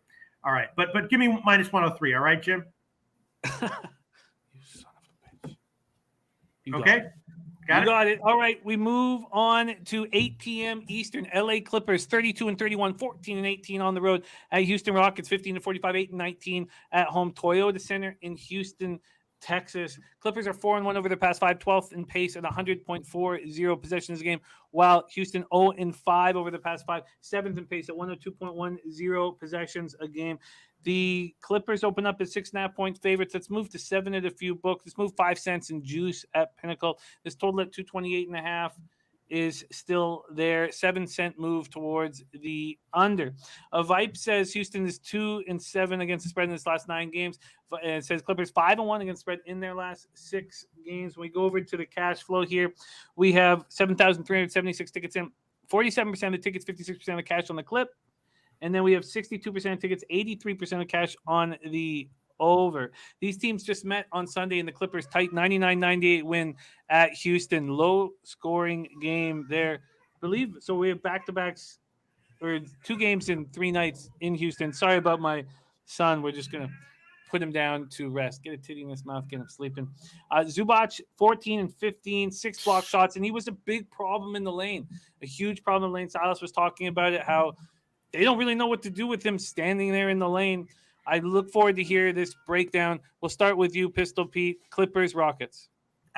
I was thinking over was the play, but the line has gotten bet down. Once again, I'm definitely I do all my betting just for fun, but especially in the NBA. You know, I don't have a good feel on the NBA in general. But I was thinking, over has got to be the play here. Houston obviously was a big overtrending team, despite the way the last game went.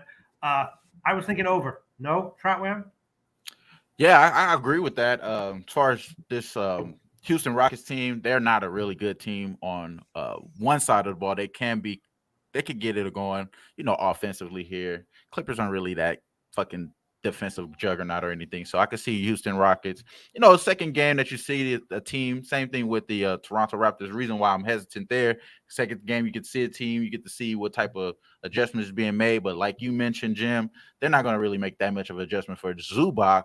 So I do agree with anyone that likes Zubac. That is a play that I am going to make official here. But let's start off talking about why the over may be a good spot here. I think the Raptors, like I said, not good, but they're really bad on opponents' points per game. Dead last in that regard. Dead last in opponents' field goal percentage. Dead last to opponents' fouls. What they're allowing is fouls. It's for fouling a lot. They're allowing opponents to turn over the ball to opponents, and opponents are scoring on them at the highest rate in the league so far this season. So, and they're rebounding bad. So they're dead last in rebounding too. So add all these things into factor in that there's going to be points scored for the Clippers. Reason for the line to be at 7.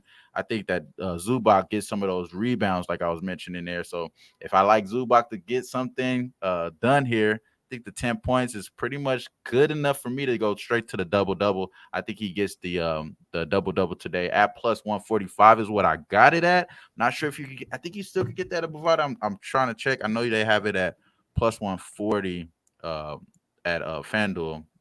But I'm going to check here Bovada, see if it's still there available at plus 145. But that's the official bet for me. But I do agree with you, though, Pete. That may be something I'm looking to add on here as well, just after hearing you talk about it, just based off of what I know for this Houston Rockets team.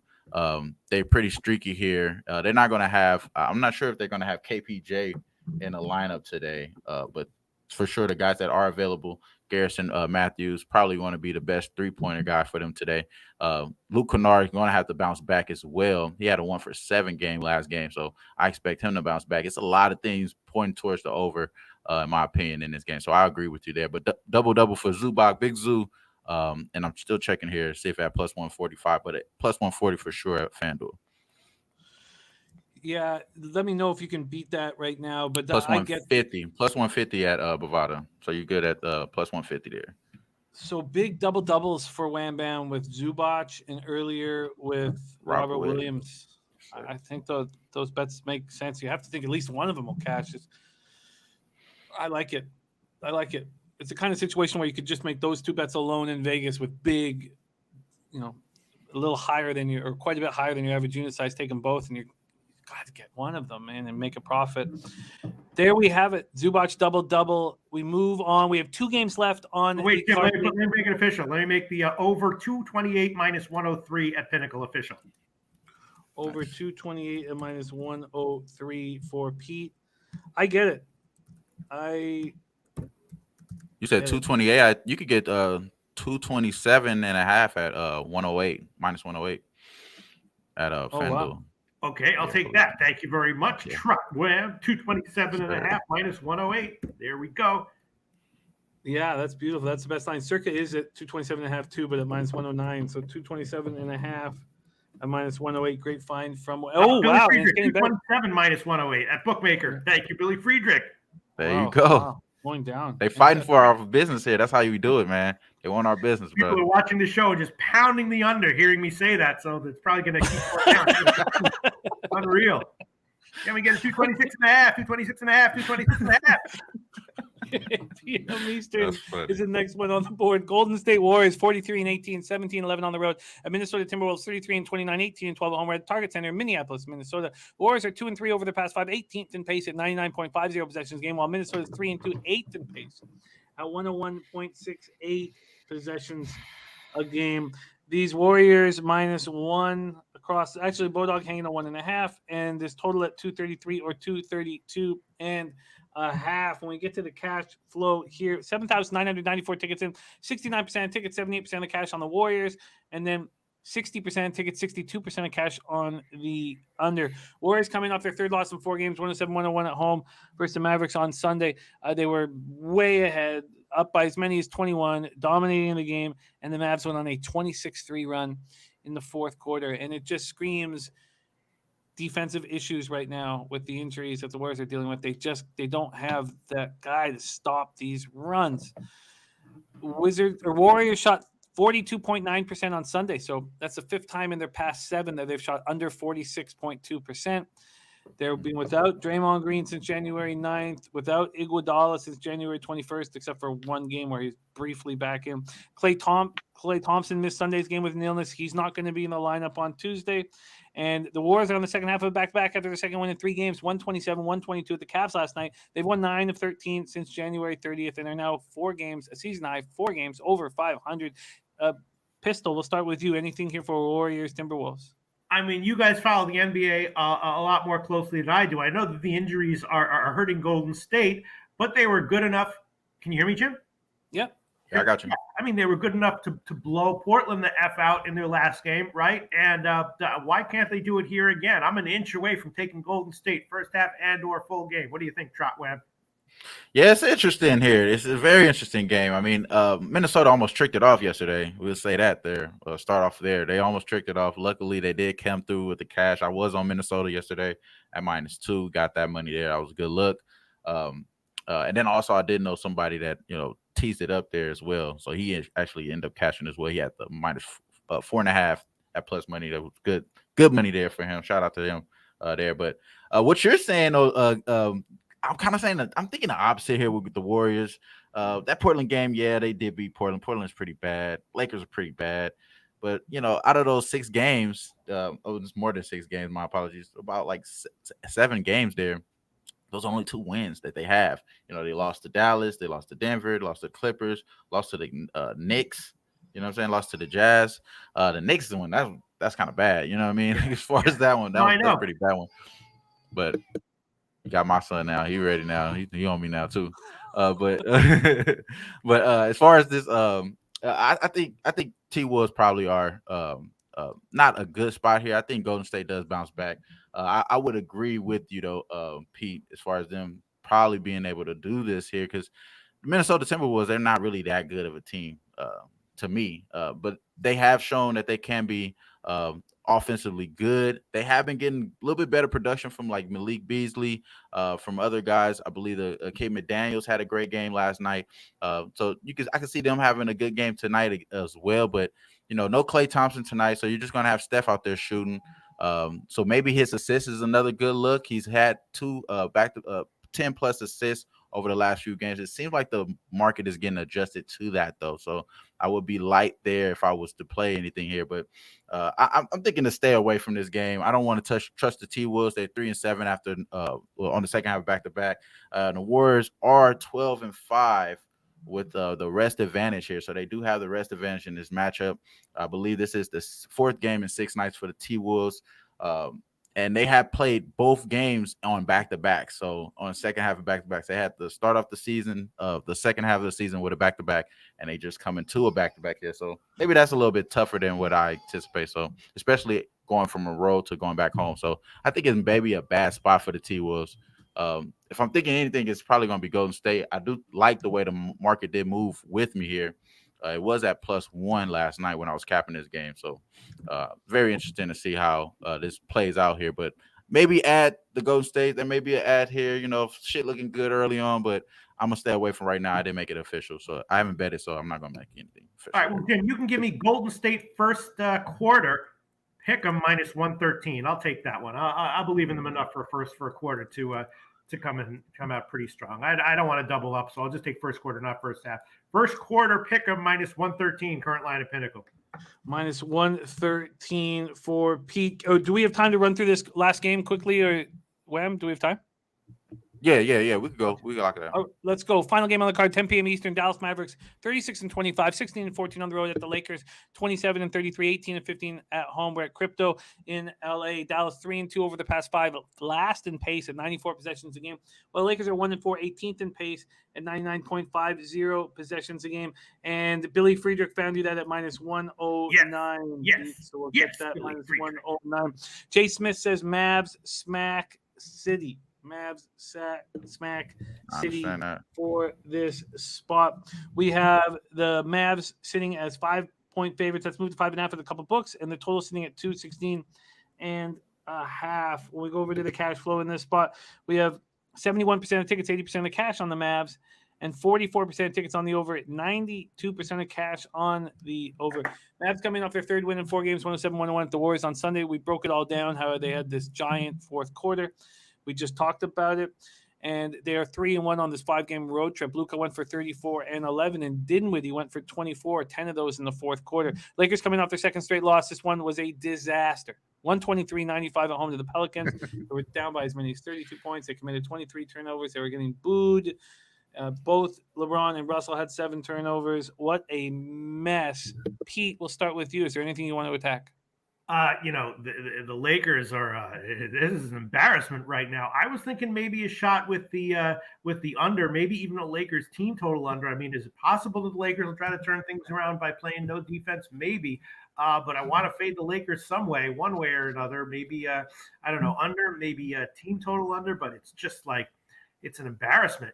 Westbrook, even I read, he said that the reason they suck is because teams play harder against them. It's not that they suck. It's that teams are playing him harder. It's not fair when they play against other teams. So I don't know. It looks like the team that isn't going to – that's literally what he said. You know what I mean? I know. Yeah, that's exactly what he said. He said teams are coming in and playing harder, and that's their scouting report. They just play harder and see what happens. So it's not fair. The league is biased against the Lakers. I don't know. I would take under or Lakers team total under, something like that. Hard to say. Yeah, what do you think, Wayne? Yeah. It's funny that you bring that one up though, man, because I seen another tweet say like, "Oh well, can you just play harder though? Can you just play harder?" You know what I mean? That shit is hilarious, dude. Like, come on, man. Like Russ, LeBron.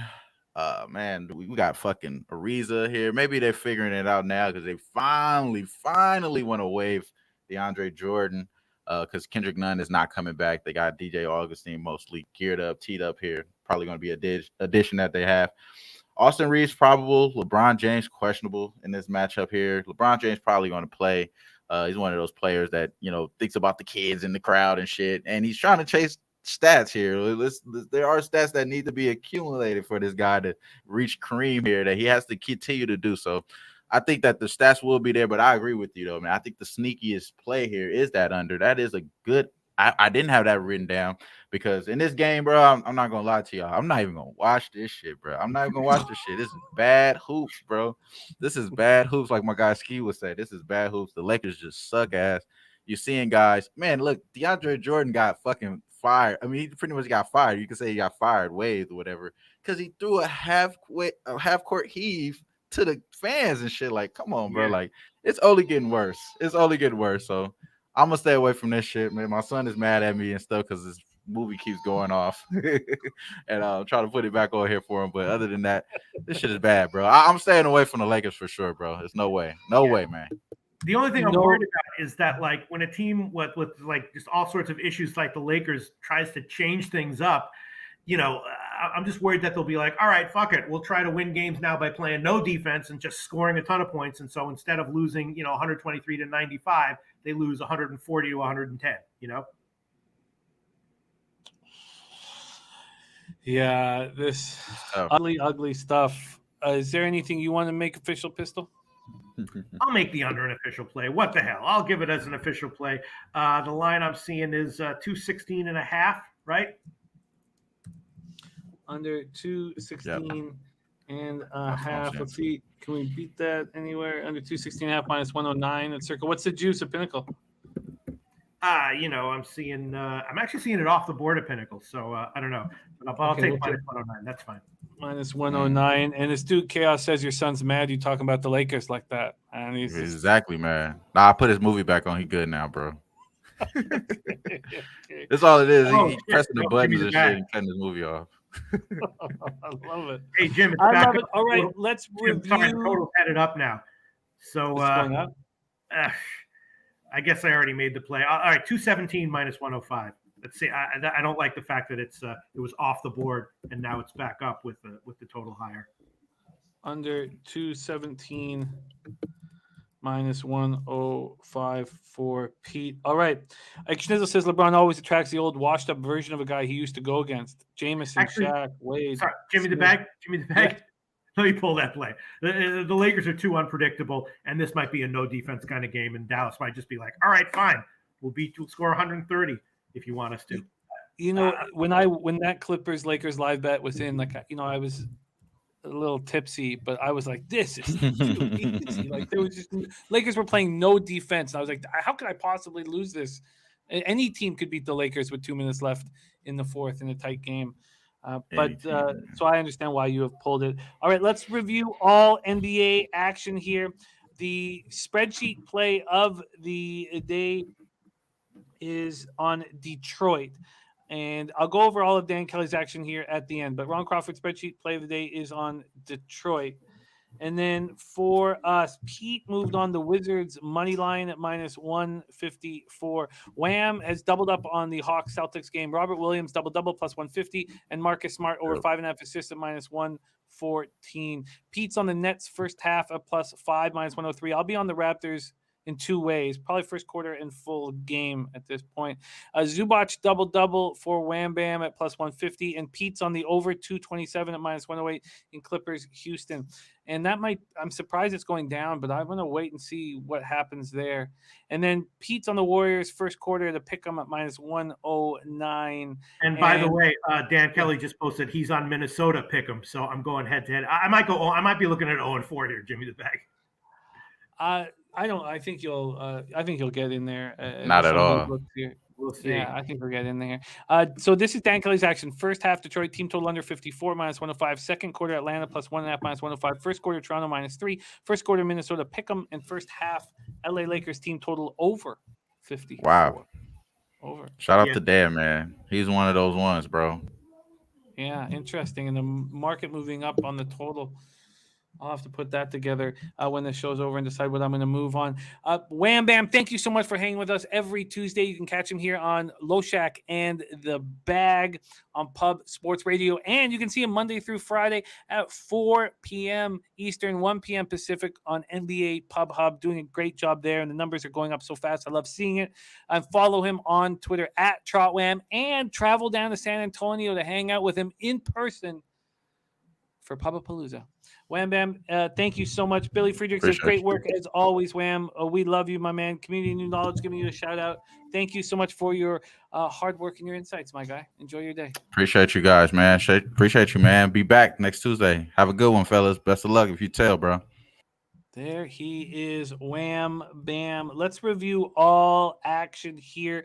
And in the NHL, the only bet I need to make is the Ducks first period, because every other bet I want to make, the market's moving on the other side. I'll have to make sure that's continuing to happen. So Senators, Tampa, we are off. Then Pete moves on the Flyers team total over 2.5 -130, and I will be on the Flyers. Let's see, is that still moving in the right direction for me? Do we see? Oh, yeah. What? Why did I think it was? No, it's moved towards the Flyers.